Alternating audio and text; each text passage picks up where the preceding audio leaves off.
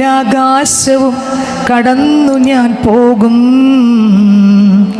എൻ്റെ യേശു വസിക്കും നാട്ടിൽ. നീലാകാശവും കടന്നു ഞാൻ പോകും,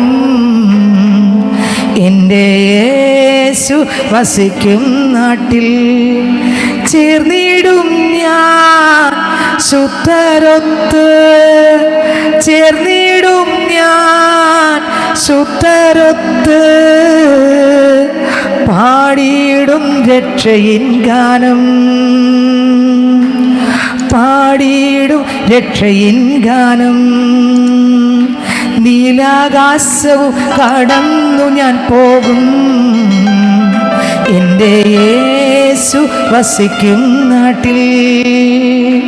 നീലാകാശവും കടന്നു ഞാൻ പോകും, എൻ്റെ യേശു വസിക്കും നാട്ടിൽ.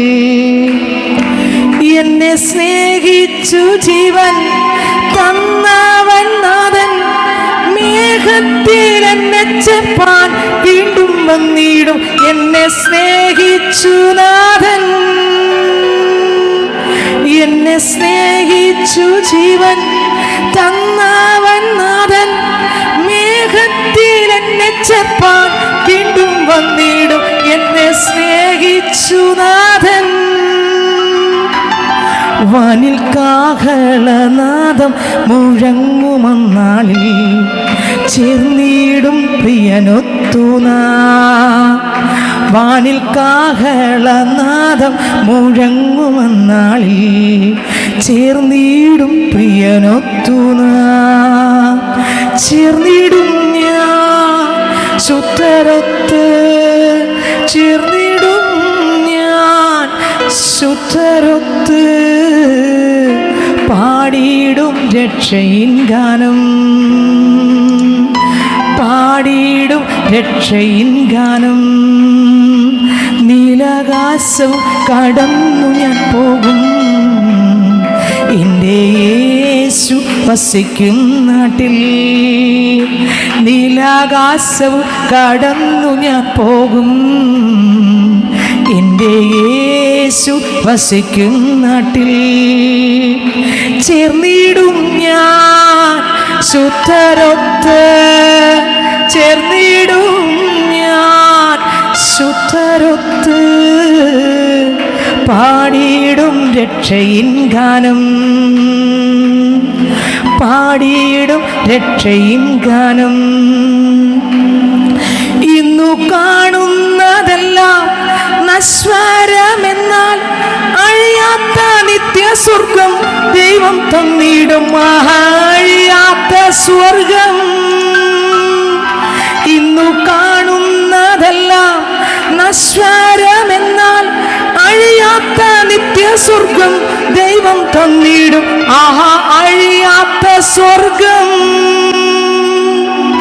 ഈ മണ്ണിൻ ശരീരം നീങ്ങുമന്നാളിൽ യേശുവെ പോലെയാകും ഞാൻ. ഈ മണ്ണിൻ ശരീരം നീങ്ങുമന്നാളിൽ യേശുവെ പോലെയാകും ഞാൻ. ചേർന്നിടും ഞാൻ ശുദ്ധരൊത്ത്, ചേർന്നിടും ഞാൻ ശുദ്ധരൊത്ത്, പാടിയിടും രക്ഷയിൻ ഗാനം, പാടിയിടും രക്ഷയിൻ ഗാനം. നീലാകാശവും കടന്നു ഞാൻ പോകും, എൻ്റെ യേശു വസിക്കും നാട്ടിൽ. നീലാകാശവും കടന്നു ഞാൻ പോകും, എൻ്റെ യേശു വസിക്കും നാട്ടിൽ. ചേർന്നിടും ഞാൻ ശുദ്ധരൊത്ത്, ചേർന്നിടും ഞാൻ ശുദ്ധരൊത്ത്, പാടിയിടും രക്ഷയിൻ ഗാനം, പാടിയിടും രക്ഷയിൻ ഗാനം, പാടിയിടും രക്ഷയിൻ ഗാനം. ഹല്ലേലൂയ. ഒരു ദിവസം നമ്മളെല്ലാവരും എന്ത് ചെയ്യും?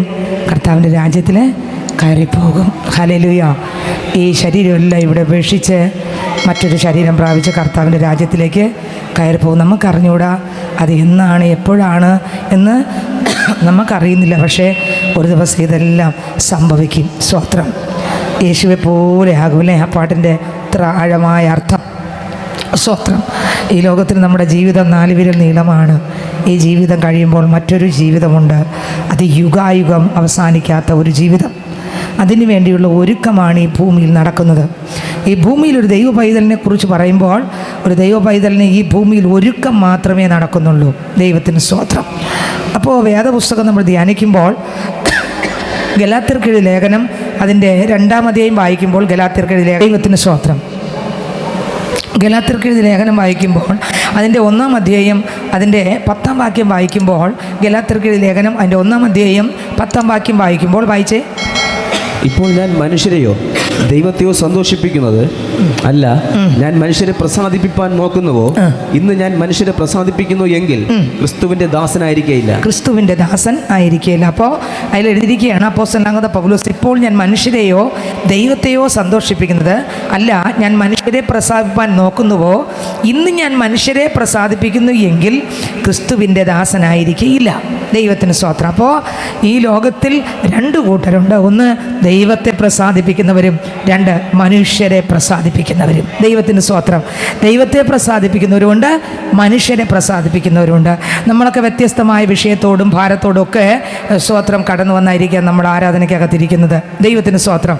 എന്നാൽ ഓരോ വ്യക്തികളോടും കർത്താവിൻ്റെ വചനം പറയുകയാണ്, ചോദിക്കുകയാണ്. മക്കളെ വ്യത്യസ്തമായ പ്രശ്നത്തിലൂടെയാണ്. ഇതുകൊണ്ടാണ് റോമർക്കെഴുതിയ ലേഖനത്തിനകത്ത് പൗലോസ് അപ്പോസ്തലൻ വിളിച്ചു പറഞ്ഞത്, ഇങ്ങനെ പറഞ്ഞത്, അയ്യോ ഞാൻ അരിഷ്ട മനുഷ്യന്, എന്തുകൊണ്ട് സ്തോത്രം അങ്ങനെ നന്മ ചെയ്യുവാൻ ഇച്ഛിക്കുന്ന ഞാൻ തിന്മ എൻ്റെ പക്കലുണ്ടെന്നൊരു പ്രമാണം കാണുന്നു. ഉള്ളം കൊണ്ട് ഞാൻ ദൈവത്തിൻ്റെ ന്യായപ്രമാണത്തിൽ രസിക്കുന്നു എങ്കിലും എൻ്റെ ബുദ്ധിയുടെ പ്രമാണത്തോട് പോരാടുന്ന വേറൊരു പ്രമാണം ഞാൻ എൻ്റെ അവയവങ്ങളിൽ കാണുന്നു. അത് എൻ്റെ അവയവങ്ങളിൽ സ്വത്രം പാപപ്രമാണത്തിന് എന്നെ ബദ്ധനാക്കി കളയുന്നു. അയ്യോ ഞാൻ അരിഷ്ട മനുഷ്യൻ, ഈ മരണത്തിന് അധീനമായ പാപത്തിൽ നിന്ന് ആർ വിടുവിക്കും? ഓ സ്തോത്ര, ഹല്ലേലൂയ. ആഗ്രഹമുണ്ട് കർത്താവിനായി ജീവിക്കാൻ, ദാഹമുണ്ട് കർത്താവിനായി ജീവിക്കാൻ, ഇഷ്ടമുണ്ട്, പക്ഷെ പറ്റുന്നില്ല. അതിനോടാണ് എനിക്ക് പോരാട്ടം. എനിക്ക് പോരാട്ടം വേറെ ആരോടുമല്ല. സ്തോത്രം. ശുശ്രൂഷയ്ക്കെതിരെ, ദൈവനാമത്തിനെതിരെ, ദൈവത്തിനെതിരെ, വചനത്തിനെതിരെ, ക്രിസ്തുവിൽ ജീവിക്കുന്നതിനെതിരെ, ക്രിസ്തുവിൻ്റെ ആ സ്വഭാവത്തിലേക്ക് പോകുവാൻ തടസ്സമായി എൻ്റെ ജഡത്തിൻ്റെ ചില ശക്തികൾ, എൻ്റെ ജഡത്തെ വശീകരിക്കുന്ന ചില ഇരുട്ടിൻ്റെ വ്യാപാരങ്ങളോടാണ്.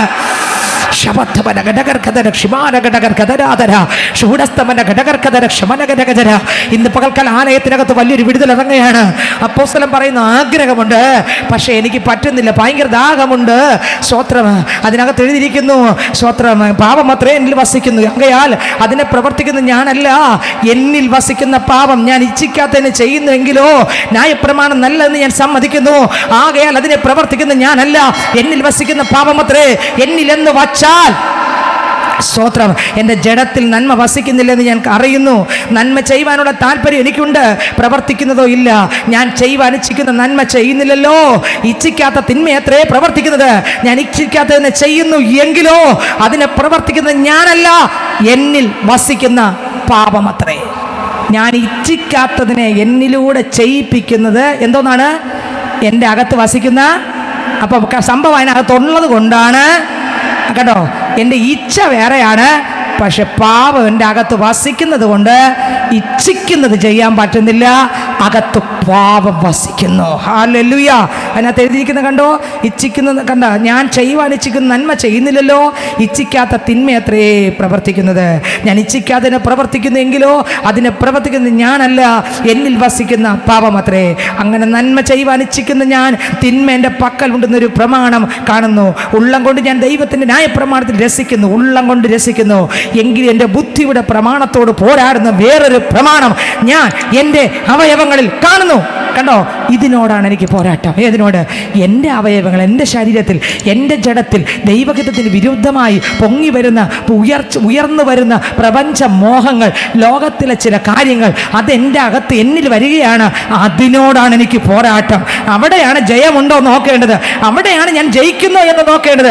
ആ പാപപ്രവർത്തികൾ ആത്മാവിൽ കീഴ്പ്പെടുത്തുവാൻ കഴിയുന്നുണ്ടോ? ഒരു മനുഷ്യനെ കൊണ്ട് കഴിയത്തില്ല, സത്യം. പക്ഷെ ആത്മാവിനത് സാധ്യമാണ്. ഹല്ലേലൂയ. ആത്മാവ് പാപത്തെ തകർക്കുവാൻ ആത്മാവിന് സാധ്യമാണ്. ദൈവത്തിന് സ്തോത്രം.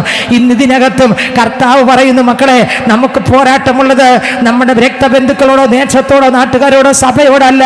നമുക്ക് പോരാട്ടമുള്ളത് സ്തോത്രം ജഡരക്തങ്ങളോടല്ല, പിന്നെയോ നമ്മിലൂടെ വരുന്ന പാപശക്തികളോടാണ് നമുക്ക് പോരാട്ടം. അവയെ ആത്മാവിൽ പൊരുതി ജയിക്കാൻ ഇന്ന് ആലയത്തിനകത്തുള്ള നമ്മുടെ മേൽ ദൈവം അഭിഷേകത്തെയും ശക്തിയും ആത്മാവിൻ്റെ വിടുതലിനെയും പകരട്ടെ. വേദപുസ്തകം ധ്യാനിക്കുമ്പോൾ രണ്ട് രീതിയിൽ പ്രസാദിപ്പിക്കുന്നവരുണ്ട്. ഒന്ന് ദൈവത്തെ പ്രസാദിപ്പിക്കുന്നവർ, രണ്ട് മനുഷ്യനെ പ്രസാദിപ്പിക്കുന്നവർ. രണ്ട് രീതിയിലും പ്രസാദിപ്പിക്കാം. ദൈവത്തെയും പ്രസാദിപ്പിക്കാം, മനുഷ്യനെയും പ്രസാദിപ്പിക്കാം. ദൈവത്തിന് സ്തോത്രം. എന്നാൽ ചില ആൾക്കാർ ദൈവത്തെ പ്രസാദിപ്പിച്ചവരാണ്. ഞാൻ എപ്പോഴും പറയുന്നൊരു കാര്യമാണ്, നമ്മളെപ്പോഴും പുതിയ നിയമം ധ്യാനിച്ചിട്ടാണ് പഴയ നിയമത്തിലേക്ക് പോയാൽ പഴയ നിയമത്തിനകത്തുള്ള വചനങ്ങളെല്ലാം നമുക്ക് മനസ്സിലാകാനിടയെത്തീരും. അർത്ഥത്തിൽ ദൈവത്തിന് സ്തോത്രം. പഴയ നിയമത്തിലേക്ക് പോകുമ്പോൾ കയീനും ഹാബേലും യാഗം അർപ്പിച്ചു. ഒറ്റ യാഗമേ ആരർപ്പിച്ചുള്ളൂ? ഹാബേൽ അർപ്പിച്ചുള്ളൂ. ദൈവത്തിന് പ്രസാദമായിരുന്നു. ആ യാഗത്തിലൂടെ ജീവൻ പോയെങ്കിലും നിങ്ങൾക്ക് മനസ്സിലായോ? ഭൂമിയിൽ ജീവിച്ചപ്പോൾ അർപ്പിച്ച യാഗം ഒന്നേ അർപ്പിച്ചുള്ളൂ. പക്ഷെ അത് ദൈവത്തിന് പ്രസാദമുള്ള, കണ്ടോ? നിങ്ങൾക്ക് മനസ്സിലായോ? ഒറ്റ യാഗമേ അർപ്പിച്ചുള്ളൂ. ഇതുപോലെ പഴയ നിയമത്തിൽ അവിടെ കൊടുത്തിരിക്കും പോലെ പുതിയ നിയമത്തിൽ ഒന്നുണ്ട്. ഒറ്റ യാഗമേ ഉള്ളതാരാ? ഒറ്റ യാഗം അർപ്പിച്ചതാരാ? ഒറ്റ യാഗത്തിൽ മരിച്ചതാരാ? യേശു മാത്രമല്ല. ഒരു മനുഷ്യനെ കുറിച്ച് പറയുക, ദൈവം അല്ലാത്ത ഒരു മനുഷ്യനെ കുറിച്ച് പറ. ഒറ്റ യാഗം, പ്രസാദമുള്ള യാഗമായിരുന്നു സ്റ്റെഫാനോസ്. ഹല്ലേലൂയ. പഴയ നിയമത്തിനകത്ത് ഹാബേൽ ഒരു യാഗം ഉണ്ടോ? ഒരു യാഗം അർപ്പിച്ചുള്ളൂ. അപ്പോൾ എന്ത് ചെയ്തു? സഹോദരൻ അയാളെ കൊന്നു.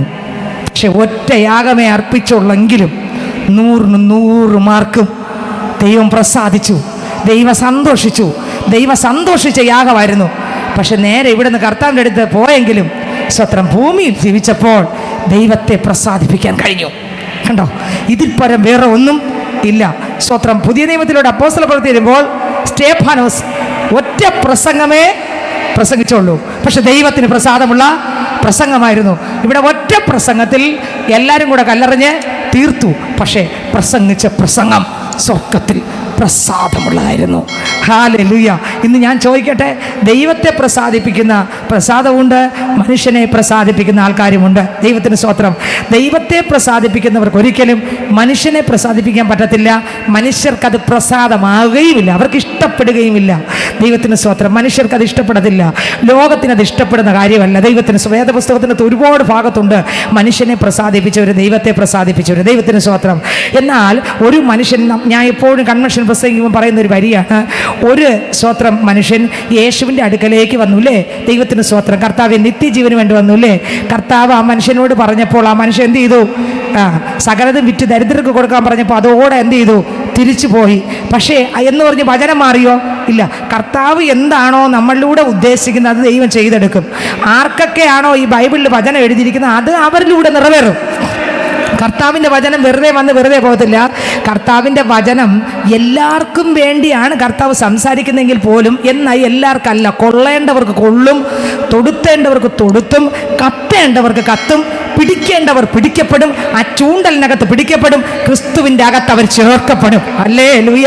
സ്വത്രം. എല്ലാവരും ആ ചൂണ്ടയിൽ കുരുങ്ങത്തില്ല, എല്ലാവരും ക്രിസ്തുവിൻ്റെ വലയ്ക്കകത്ത് കയറത്തില്ല. കർത്താവ് മുൻ നിർണയിച്ചവർ ഈ വചനം കേൾക്കുമ്പോൾ ഇതിനകത്ത് കടക്കുകയും മുട്ടുമടക്കുകയും അവർക്ക് മാത്രമേ ഈ വചനം എന്താണെന്ന് മനസ്സിലാവൂ സഹോദരങ്ങളെ. അല്ല എങ്കിൽ ലോകത്തിലുള്ള കാര്യം പറഞ്ഞ് എല്ലാവർക്കും പിടികിട്ടും. സ്തോത്രം. ദൈവത്തിന് മഹത്വം. എന്നാൽ ക്രിസ്തുവിനെ പ്രസാദിപ്പിക്കാൻ ലോകത്തിൻ്റെ ഒരു പ്രവൃത്തിയിലൂടെയും യേശു പ്രസാദിക്കത്തില്ല. ഹല്ലേലൂയ. യേശു പ്രസാദിക്കുന്ന ലോകത്തിൻ്റെ ഒരു പ്രവൃത്തിയിലൂടെയല്ല. നോക്കിയേ, സ്തോത്രം. ഞാനിപ്പോൾ എനിക്ക് 1 കോടി രൂപ കിട്ടിയെന്നിരിക്കട്ടെ, 1 കോടി രൂപ അല്ലെങ്കിൽ 1 ലക്ഷം രൂപ കിട്ടിയെന്നിരിക്കട്ടെ. പഴയ നിയമ വ്യവസ്ഥ അനുസരിച്ച് 1 ലക്ഷം രൂപ എനിക്ക് കിട്ടുമ്പോൾ സ്തോത്രം പള്ളിയിൽ എത്ര രൂപ കൊടുക്കണം? പള്ളിയിൽ എത്ര രൂപ കൊടുക്കണം? സിസ്റ്ററിന് കണക്കറിയാം. 10,000. 1 ലക്ഷം രൂപ കിട്ടുമ്പം എക്സാമ്പിളാണ്. കർത്താവിൻ്റെ നാമത്തിൽ കൊടുക്കേണ്ടതെല്ലാം കൊടുത്തേ തീരും. ഞാൻ പറയുന്ന ഉദാഹരണമാണിത്. ഇതൊന്നും ഏറ്റെടുത്തിട്ട് സ്തോത്രം ഏതെങ്കിലും വാക്കിന് പൊക്കളയല്ലേ? സ്തോത്രം. ഞാൻ ശ്രദ്ധിച്ച് നോക്കിയാൽ ദൈവത്തെ പ്രസാദിപ്പിക്കാൻ പറ്റുമെന്നാണ്. ഞാൻ 10,000 കൊണ്ടുവച്ചിട്ട് ഇങ്ങനെ, കർത്താവേ കണ്ട, നീ എനിക്ക് 1 ലക്ഷം തന്നപ്പോൾ ഞാൻ 10,000 കൊണ്ടുവച്ചു കേട്ടോ. എന്ന് പറഞ്ഞാൽ എൻ്റെ ഈ 10,000-ൽ പ്രസാദിക്കുന്ന ആളാണോ എൻ്റെ ദൈവം? സ്തോത്രം. പത്രോസ് വലയിട്ട് മീൻ പിടിച്ചപ്പോൾ പെരുത്ത മീൻകൂട്ടം കിട്ടിയില്ലേ? യേശു ക്രിസ്തു നമ്മളാണെങ്കിൽ എന്ത് ചെയ്യും? ആ പെരുത്ത മീൻകൂട്ടത്തെ യേശുവിൻ്റെ മുമ്പിൽ വെച്ച് എണ്ണീറ്റ് പറയും, കർത്താവേ 10% നിനക്കിതാ കൊണ്ടുപോകും. ചാക്കിൽ വാരി കടി കൊടുത്തു, കർത്താവ് കൊണ്ടുപോയ്ക്കോ, പൊരിച്ചോ കറി വെച്ചോ എങ്ങനെ വേണോ റെഡി ആയിക്കോ. ഇതാ ഞാൻ 10 തന്നു, ഇനി ഇതുപോലെ നീ എനിക്ക് തന്നാൽ ഞാൻ 10 തരാം. നിങ്ങൾ ചിന്തിച്ച് നോക്കി, യേശു എങ്ങനെ നിൽക്കുമെന്ന്. കൊടുക്കണ്ടെന്നാണോ പറഞ്ഞത്? ദൈവത്തിന് കൊടുക്കല്ലെന്നാണോ പറഞ്ഞത്? പക്ഷെ കൊടുക്കുമ്പോൾ എൻ്റെ അകത്തെന്താണ് ചിന്തയെന്ന്? ഹാബേലിൻ്റെ ചിന്തയിൽ ഹാബേൽ ദൈവത്തിന് യാഗം അർപ്പിച്ചു. എന്തുകൊണ്ട് ഹാബേലിൻ്റെ യാഗത്തിൽ പ്രസാദിച്ചു? ഏറ്റവും നല്ലതാണ് ഹാബേൽ കൊടുത്തത്. പക്ഷെ അവിടെ ഇരുന്നപ്പോൾ ഹാബേൽ പറഞ്ഞു, അപ്പച്ചാ, ഇത്രയും വലിയവനായ ദൈവത്തിൻ്റെ മുമ്പിൽ ഇതാണ് എനിക്ക് വയ്ക്കാം, എനിക്ക് ഏറ്റവും വലുതാണ്. പക്ഷെ ദൈവത്തിൻ്റെ മുമ്പിൽ ഇതൊന്നും, എനിക്ക് ഏറ്റവും വലുത് ഒരു പക്ഷേ ഇതായിരിക്കും, പക്ഷെ ദൈവത്തിൻ്റെ മുമ്പിൽ ഇത് ഏതും, അപ്പച്ചൻ്റെ മുമ്പിൽ വെക്കാനുള്ള ഒരിതും. ഇവിടെയാണ് ദൈവം പ്രസാദിച്ചത്. 2 അയാൾ വിശ്വാസത്താൽ കൊടുത്തു. വിശ്വാസത്താൽ കൊടുത്തപ്പോഴാണ് ആ യാഗത്തെ അല്ലെങ്കിൽ ആ ദൈവനാമത്തിന് കൊടുത്തതിന് ദൈവം എന്ത് ചെയ്തത്? പ്രസാദിച്ചത്. ഹല്ലേലൂയ.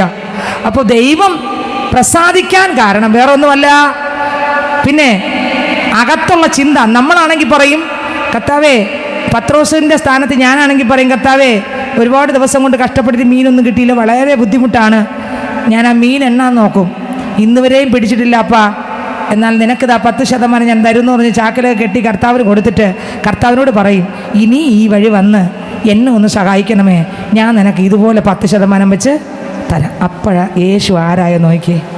ഇതാരോടാണ് നമ്മൾ പറയുന്നത് നോക്കിയേ? സർവശക്തനോട് കണക്ക് പറയുകയാണ് നമ്മൾ. കണ്ടോ? സ്വത്ര കണക്ക് പറയാൻ നമ്മളതല്ല. സ്വത്ര നിങ്ങൾ ദൈവത്തിൻ്റെ ദാനവും നിന്നോട് കുടിപ്പാൻ ചോദിക്കുന്നവൻ ആരെന്ന് നീ അറിഞ്ഞെങ്കിൽ ഞാനേ ദൈവത്തിൻ്റെ ദാനം, പിന്നെയാണോ ബാക്കി? വചനം നമ്മളകത്ത് വെളിപ്പെടട്ടെ എന്ന് പറഞ്ഞ് ദൈവനാമത്തിന് കൊടുക്കേണ്ടെന്നാണോ പറഞ്ഞല്ല. പക്ഷെ കൊടുക്കുമ്പോൾ നമ്മുടെ അകത്തുള്ള ചിന്താഗതി, ഹല്ലേലൂയ, നമ്മുടെ അകത്തുള്ള ചിന്താഗതി, ദൈവം എനിക്ക് 10 കൊടുത്താൽ 100 തരും എന്നല്ല. അങ്ങനെയല്ല. കർത്താവേ, അങ്ങ് തന്നത് അങ്ങേക്ക് തരുന്നു എന്നേ ഉള്ളൂ, ഇതെല്ലാം അങ്ങയുടേതാണ്. ഹല്ലേലൂയ. ദൈവത്തിന് സ്തോത്രം. നോക്കിക്കേ, 2 രീതിയിൽ പ്രസാദിപ്പിച്ചു. യേശുപ്പച്ചനെ പ്രസാദിപ്പിക്കാം. ഈ ലോകത്തിലെ മനുഷ്യൻ്റെ ഒരു പ്രവൃത്തി കൊണ്ടും പറ്റത്തില്ല. അത് പറഞ്ഞു വരികയാണ് സഹോദരങ്ങളെ. ഹല്ലേലൂയ. ഗലാത്യർ 2 ഒന്നുകൂടെ വായിച്ചേ. ഇപ്പോൾ വായിച്ച ഗലാത്യർ 1-ാം അധ്യായം ഒന്നുകൂടെ വായിച്ചേ ആ വാക്യം. ഇപ്പോൾ ഞാൻ മനുഷ്യരെയോ ദൈവത്തെയോ സന്തോഷിപ്പിക്കുന്നത് അല്ല, ഞാൻ മനുഷ്യരെ പ്രസാദിപ്പിക്കാൻ നോക്കുന്നുവോ ഇന്നും ഞാൻ മനുഷ്യരെ പ്രസാദിപ്പിക്കുന്നു എങ്കിൽ, ഇന്നും ഞാൻ മനുഷ്യരെ, ഗലാത്യർ 1:10 വായിച്ചത്, ഇന്നും ഞാൻ മനുഷ്യനെ പ്രസാദിപ്പിക്കുന്നു എങ്കിൽ ക്രിസ്തുവിന്റെ ദാസനായിരിക്കുകയില്ല. അപ്പോൾ 2 രീതിയിൽ തീരുമാനിക്കാം. ഒന്ന്, എനിക്ക് ആരുടെ ദാസനാകണം, ആരുടെ ദാസിയാകണം. 2 പേരുണ്ട്. ലോകത്തിൻ്റെ ദാസനാകാം, ദാസിയാകാം, ലോകത്തെ പ്രസാദിപ്പിക്കാം. പക്ഷെ ദൈവത്തിൻ്റെ ദാസനാകണമെങ്കിൽ നമ്മൾ ചിന്തിച്ച് വെച്ച് കൊടുക്കുന്നതൊന്നും ദൈവത്തിന് പ്രസാദം ആകില്ല. അത് എങ്ങനെ കൊടുത്താലാണ് ദൈവത്തിന് പ്രസാദമാകുന്നത് അങ്ങോട്ട് പറഞ്ഞു വരുമ്പോൾ മനസ്സിലാവും. ദൈവത്തിന് സ്തോത്രം. എന്നെ കേൾക്കുന്ന ദൈവത്തിൻ്റെ പൈതൽ, ഒരിക്കൽ സ്തോത്രം, യേശുക്രിസ്തുവിൻ്റെ അടുക്കൽ ദൈവത്തെ പ്രസാദിപ്പിക്കാനായിട്ട് പലരും വന്ന വാക്യങ്ങൾ വേദപുസ്തകത്തിനകത്തുണ്ട്. ദൈവത്തിന് സ്തോത്രം. പലരും ദൈവത്തെ പ്രസാദിപ്പിക്കാനായിട്ട് എന്ത് ചെയ്തു? വന്നു. പക്ഷേ കർത്താവ് പ്രസാദിക്കണമെങ്കിൽ കർത്താവിൻ്റെ ആത്മാവിലൂടെ വരുന്നതിന് മാത്രമേ ദൈവത്തിന് എന്തുള്ളൂ? പ്രസാദമുള്ളൂ. അല്ല, നമ്മളിലൂടെ പറഞ്ഞ ഒന്നും ആർക്ക് പ്രസാദമല്ല? ദൈവത്തിന് പ്രസാദമല്ല. നമ്മളിലൂടെയുള്ള ഞാൻ ചെയ്യുന്നതൊന്നും ദൈവത്തിന് വേണ്ട. എൻ്റെ അകത്തിരിക്കുന്ന യേശു ചെയ്യുന്നതിന് മാത്രമേ ദൈവത്തിന് പ്രസാദമുള്ളൂ. അല്ല, ഞാൻ എന്തൊക്കെ ചെയ്താലും, ഇനി എങ്ങനെയൊക്കെ ചെയ്താലും ഇതിനൊന്നും ദൈവത്തെ പ്രസാദിപ്പിക്കാൻ കഴിയയില്ല. ദൈവത്തിന് സ്തോത്രം. ഒരിക്കലും ഒരു മനുഷ്യൻ തനിക്ക് ഒരുപാട് സമ്പാദ്യം കൂട്ടിവെച്ചു. ഞാൻ എപ്പോഴും പ്രസംഗിക്കുന്ന വചനമാണ്. സ്തോത്രം. അയാൾ എന്നിട്ട് പറഞ്ഞു, കർത്താവേ എന്നല്ല, അയാൾ പറഞ്ഞു, എനിക്കിത് വെക്കാൻ സ്ഥലം പോരാ, ഇനി ഞാൻ ഇതിനെ വലുതാക്കാൻ പോകുന്നു, കുറച്ചും കൂടെ സ്വത്ത് ചേർത്ത് അവിടെ വെക്കാൻ പോകുന്നു, എനിക്കുള്ളതെല്ലാം ഞാൻ വെക്കാൻ സ്ഥലം പോരാ, വെക്കാൻ പോകുന്നു എന്ന് പറഞ്ഞ് എല്ലാം ചേർത്ത് വെച്ചു. അപ്പോൾ അയാൾ തന്നോട് തന്നെ പറയുകയാണ്, തിന്നുക, കുടിക്കുക, ആനന്ദിക്കുക. എനിക്ക് ആരും ചോദിക്കാനൊന്നും ഇല്ല, എല്ലാം ഉണ്ട്, കൈ നിറയെ വാരാൻ ഉണ്ട്. ആര് വന്നാലും മിച്ചമേ ഉള്ളൂ, ഒരിക്കലും എനിക്കൊരു മുട്ടും വരില്ല. ആൾക്കാർ കണ്ടാലും എന്തേ പറയും ഇയാളെക്കുറിച്ച്? ഭയങ്കര ധനാട്ടിനല്ലേ, അത് ഭയങ്കര വീടാ, അല്ലെങ്കിൽ ഭയങ്കര ആൾക്കാരാ. ആൾക്കാർ തന്നെ പറയൂ. ബന്ധുക്കളെന്തെന്ന് പറയും, അവർക്കെന്ന് പറഞ്ഞാൽ പണം കുമിഞ്ഞു കിടക്കുക, പറയൂലേ? ദേശത്തിലുള്ളവരെന്ത്, പാർട്ടിക്കാരെന്ത് പറയും, അടുത്ത പള്ളിക്കാരെന്ത് പറയും, മനുഷ്യരെന്ത് പറയും? ആ ഫാമിലി വെച്ചടി ഭയങ്കര പണക്കാരാ. പക്ഷെ ദൈവം എന്ത് പറയും? മൂടാ, ഇന്ന് നിന്റെ ആത്മാവിനെ നിന്നോട് ചോദിച്ചാൽ ഇപ്പം ഇതുമെല്ലാം കൊണ്ട് ദൈവത്തെ പ്രസാദിപ്പിക്കാൻ പറ്റുമോ? കണ്ടോ? അപ്പം നമ്മൾ എന്തെങ്കിലും വെച്ച് നീട്ടുമ്പോൾ സ്വർഗവും ഭൂമിയും നിറഞ്ഞു നിൽക്കുന്ന ദൈവം പ്രസാദിക്കുകയൊന്നുമില്ല. ദൈവത്തിന് ഇത് കണ്ട് മഞ്ഞളിക്കുകയും ഇല്ല. പിന്നെ എങ്ങനെ പ്രസാദിപ്പിക്കാം? ഹല്ലേലൂയ. വായിച്ചേ, സ്തോത്രം. മത്തായി സുവിശേഷം 22:16 വായിക്കുമ്പോൾ വായിച്ചേ. മത്തായി 22:16 വായിച്ചേ. മത്തായി സുവിശേഷം 22:16 വാക്യം. തങ്ങളുടെ ശിഷ്യന്മാരെ ഹെരോദ്യരോട് കൂടെ ഹെരോദ്യരോട് കൂടെ അവന്റെ അടുക്കൽ അയച്ചു. ഗുരു, നീ സത്യവാനും ദൈവത്തിന്റെ വഴി നേരായി പഠിപ്പിക്കുന്നവനും മനുഷ്യരുടെ മുഖം നോക്കാത്തവനും ആകയാൽ ആരെയും ശങ്കയില്ലാത്തവനും ആകുന്നു എന്ന് ഞങ്ങൾ അറിയുന്നു. നിനക്ക് എന്തു തോന്നുന്നു? കൈസർ കരം കൊടുക്കുന്നത് വിഹിതമോ അല്ലയോ എന്ന് പറഞ്ഞു തരണമെന്ന് പറയിച്ചു. യേശു അവരുടെ ദുഷ്ടത അറിഞ്ഞ് കപടഭക്തിക്കാരെ, എന്റെ യേശുവിന് ആദ്യം വശത്താക്കാൻ നോക്കി, എന്നിട്ട് വീണോ? യേശു എന്തോന്നാ പറഞ്ഞ? ഇപ്പൊ വായിച്ച വരി ഒന്നുകൂടെ വായിച്ചേ. യേശു അവരുടെ ദുഷ്ടത അറിഞ്ഞു കപടഭക്തിക്കാരെ. എടാ, നീ എൻ്റെ അപ്പനെ പൊക്കി പറഞ്ഞെന്ന് പറഞ്ഞുകൊണ്ട് വീഴുന്ന ആളല്ല എൻ്റെ ദൈവം. നമ്മൾ ഒരാളിനെ പൊക്കി പറയുമ്പോൾ അവരെന്ത് ചെയ്യുന്നറിയാമോ? അവരെ പിന്നെ നമ്മൾ തറയിൽ വയ്ക്കൂല. പക്ഷെ എൻ്റെ യേശു അപ്പൻ അങ്ങനെ അല്ല. യേശുവിനെ ആര് പൊക്കിയിട്ടാലും താത്തു വെച്ചാലും ഉയർത്തി വെച്ചാലും ദൈവം അതിലൊന്നും കണ്ണ് മഞ്ഞളിക്കുന്ന ആളൊന്നും അല്ല. എൻ്റെ ത്രാസിൽ തൂങ്ങുന്ന ആളല്ല എൻ്റെ ദൈവം.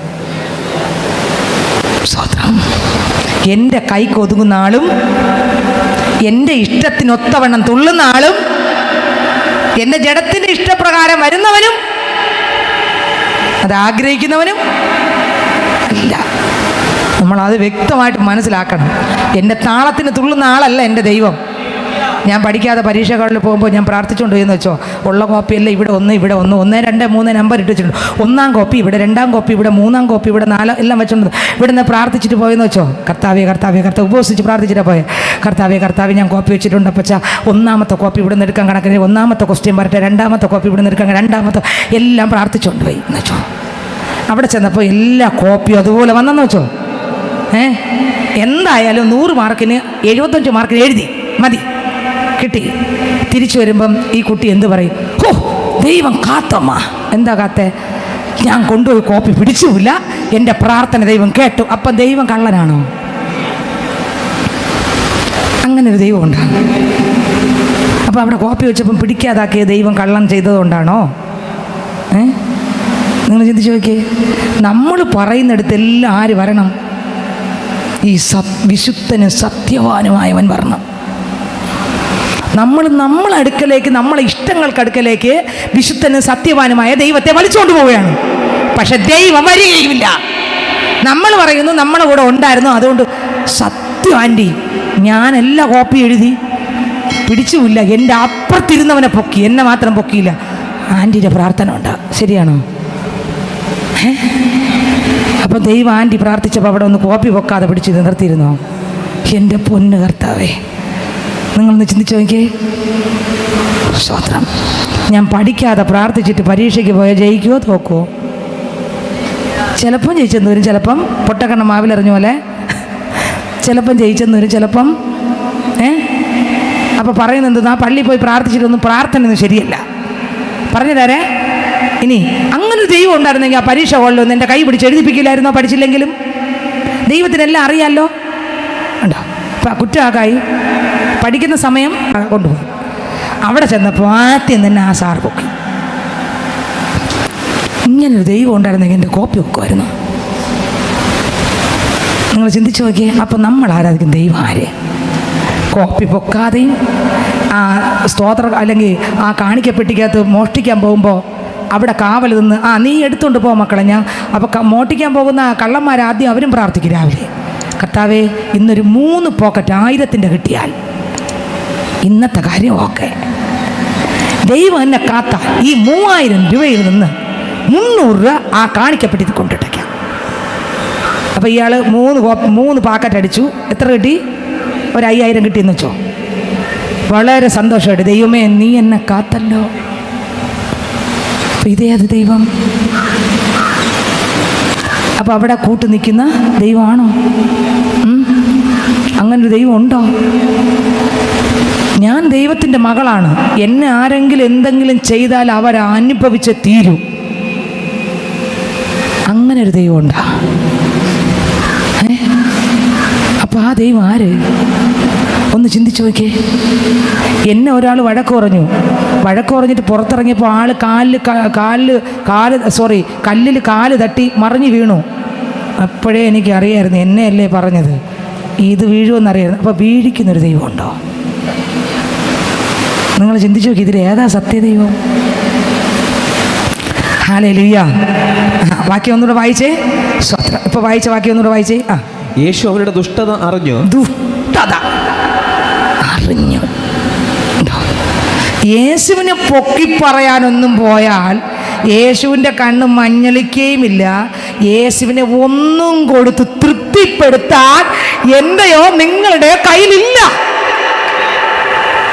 തൃപ്തിപ്പെടുത്തണം എങ്കിൽ സ്വർഗത്തിലിരിക്കുന്ന ദൈവത്തിൽ നിന്ന് ദൈവത്തിൻ്റെ ആത്മാവ് എനിക്ക് വന്നാൽ മാത്രമേ, ആത്മാവിലൂടെ ഉള്ളതിന് മാത്രമേ സ്വർഗത്തെ പ്രസാദിപ്പിക്കാൻ, ദൈവത്തെ പ്രസാദിപ്പിക്കാൻ പറ്റൂ. അല്ല, ഇവിടെ കൂടെ ഞാൻ എത്ര കടന്ന് തുള്ളിച്ചാടിയാലും ഒരു പരിപാടിയും ദൈവത്തിൻ്റെ മുമ്പിൽ വില പോകില്ല. ഹല്ലേലൂയ. ദൈവത്തിൻ്റെ മുമ്പിൽ വില പോകത്തില്ല. നിങ്ങൾ ശ്രദ്ധിച്ച്, ഞാൻ ഇന്നലെ എവിടെയോ ഒരു പ്രസംഗത്തിൽ 6-7 പ്രസംഗിച്ചു. അതിലെവിടെയോ ഒരിടത്ത് ഞാൻ പറഞ്ഞു, നിങ്ങൾ ശ്രദ്ധിച്ചു നോക്കിയേ. സ്തോത്രം. പത്രോസ് തടവറയിലായിരുന്നു, പ്രാർത്ഥിച്ചു. പത്രോസിന് കാരാഗൃഹത്തിനകത്തുനിന്ന് പിറ്റേ ദിവസം മരിക്കാൻ വേണ്ടി ഏൽപ്പിക്കപ്പെട്ടിരുന്നു. മരണത്തിന് മുമ്പേ പത്രോസിനെ എന്ത് ചെയ്തു? ദൈവം രക്ഷിച്ചു ഇല്ലേ? ദൂതനിറക്കി രക്ഷിച്ചു. സ്തോത്രം. പഴയ നിയമത്തിലേക്ക് പോകുമ്പോൾ സിംഹത്തിൻ്റെ കുഴിക്കകത്ത് കിടന്ന ദാനിയേലിനെ ദൈവം രക്ഷിച്ചു ഇല്ലേ? രക്ഷിച്ചു ഇല്ലേ? സ്തോത്രം. രക്ഷിച്ചു, ദൈവം രക്ഷിച്ചു. നോക്കിയേ, സ്തേഫാനോസിനെ എന്തുകൊണ്ട് രക്ഷിക്കാത്തേ? ദൈവത്തിന് പറ്റൂലായിരുന്നു അല്ലേ? പറ്റുമായിരുന്നു. തീച്ചൂളയ്ക്കകത്ത് 3 പേരും വീണപ്പോൾ അവരെ രക്ഷിച്ചില്ല. പക്ഷെ തിളപ്പിച്ച എണ്ണയ്ക്കകത്തും പത്മോസിലിട്ട യോഹന്നാനെ രക്ഷിച്ചു, മരിക്കാതെ. ഹിസ്കിയാവ് മരിക്കത്തക്ക രോഗം പിടിച്ച് മരിക്കാറായി കിടക്കുമ്പോൾ ഹിസ്കിയാവ് നിലവിളിച്ചു, ആയുസിനെ നീട്ടിക്കൊടുത്തു. ബാക്കിയുള്ളവർക്ക് എന്താ ആയുസ് നീട്ടിക്കൊടുക്കാത്തേ? സ്തേഫാനോസിന് എന്താ ആയുസ് നീട്ടിക്കൊടുക്കാത്തേ? എന്തുകൊണ്ട് സ്തേഫാനോസ് ഇവിടെ ആ രക്തസാക്ഷിയായി മരിച്ച സമയത്ത് സ്വർഗം തുറന്ന് ദൈവം പിതാവും പുത്രനും കൂടെ സ്വർഗത്തിൽ നിന്ന് നോക്കിക്കൊണ്ട് നിന്നിട്ട് താഴെ ഇത്രയും കല്ലുവരൊക്കെ എറിയുന്നവരെ നിർത്തടാന്ന് പറഞ്ഞില്ല? ഒന്ന് ചിന്തിച്ചു നോക്കിയേ. സ്തോത്രം. സഹോദരങ്ങളെ, ദൈവം നിർത്താത്തതുമല്ല, നമ്മളെ സമയമാകുമ്പം ഇനി കല്ലെറിഞ്ഞായിരുന്നാലും ദൈവം നോക്കിക്കൊണ്ടിരുന്നാലും ദൈവം വരികയില്ല, അവിടെ നിന്ന് രക്ഷിക്കുകയില്ല. നമ്മൾ കർത്താവിൻ്റെ രാജ്യത്തിലെത്താനുള്ള സമയമാകുമ്പോൾ എത്തിയിരിക്കും. ദൈവത്തിന് സ്തോത്രം. പിന്നെ ഹിസ്കിയാവ് നിലവിളിച്ച് ആയുസ് നീട്ടിക്കിട്ടി. നിങ്ങൾ വായിച്ചു നോക്കുമ്പോൾ അറിയാം, അതിൻ്റെ പിന്നിൽ ഒരു കഥ ബൈബിളിലുണ്ട്. അതിനൊരു കുഞ്ഞ് ജനിച്ചു. ആ കുഞ്ഞിലൂടെ വന്ന പ്രശ്നങ്ങൾ അവിടെ നിങ്ങൾ വായിക്കുമ്പോൾ അറിയാം. സ്തോത്രം. നീട്ടിക്കൊടുത്തപ്പോൾ അവിടെ ചില പ്രശ്നങ്ങളും ഉണ്ടായി. എന്തുകൊണ്ടാണ് ഞാനിത് പറഞ്ഞെന്ന് ചോദിച്ചാൽ, എപ്പം വിളിച്ചാലും നമ്മൾ പോയേ, പക്ഷെ എപ്പോഴും എങ്ങനെ ഇരിക്കണം? ഒരുങ്ങിയിരിക്കണം. ഹല്ലേലൂയ. എപ്പം വിളിച്ചാലും നമ്മൾ പോയേ പറ്റൂ.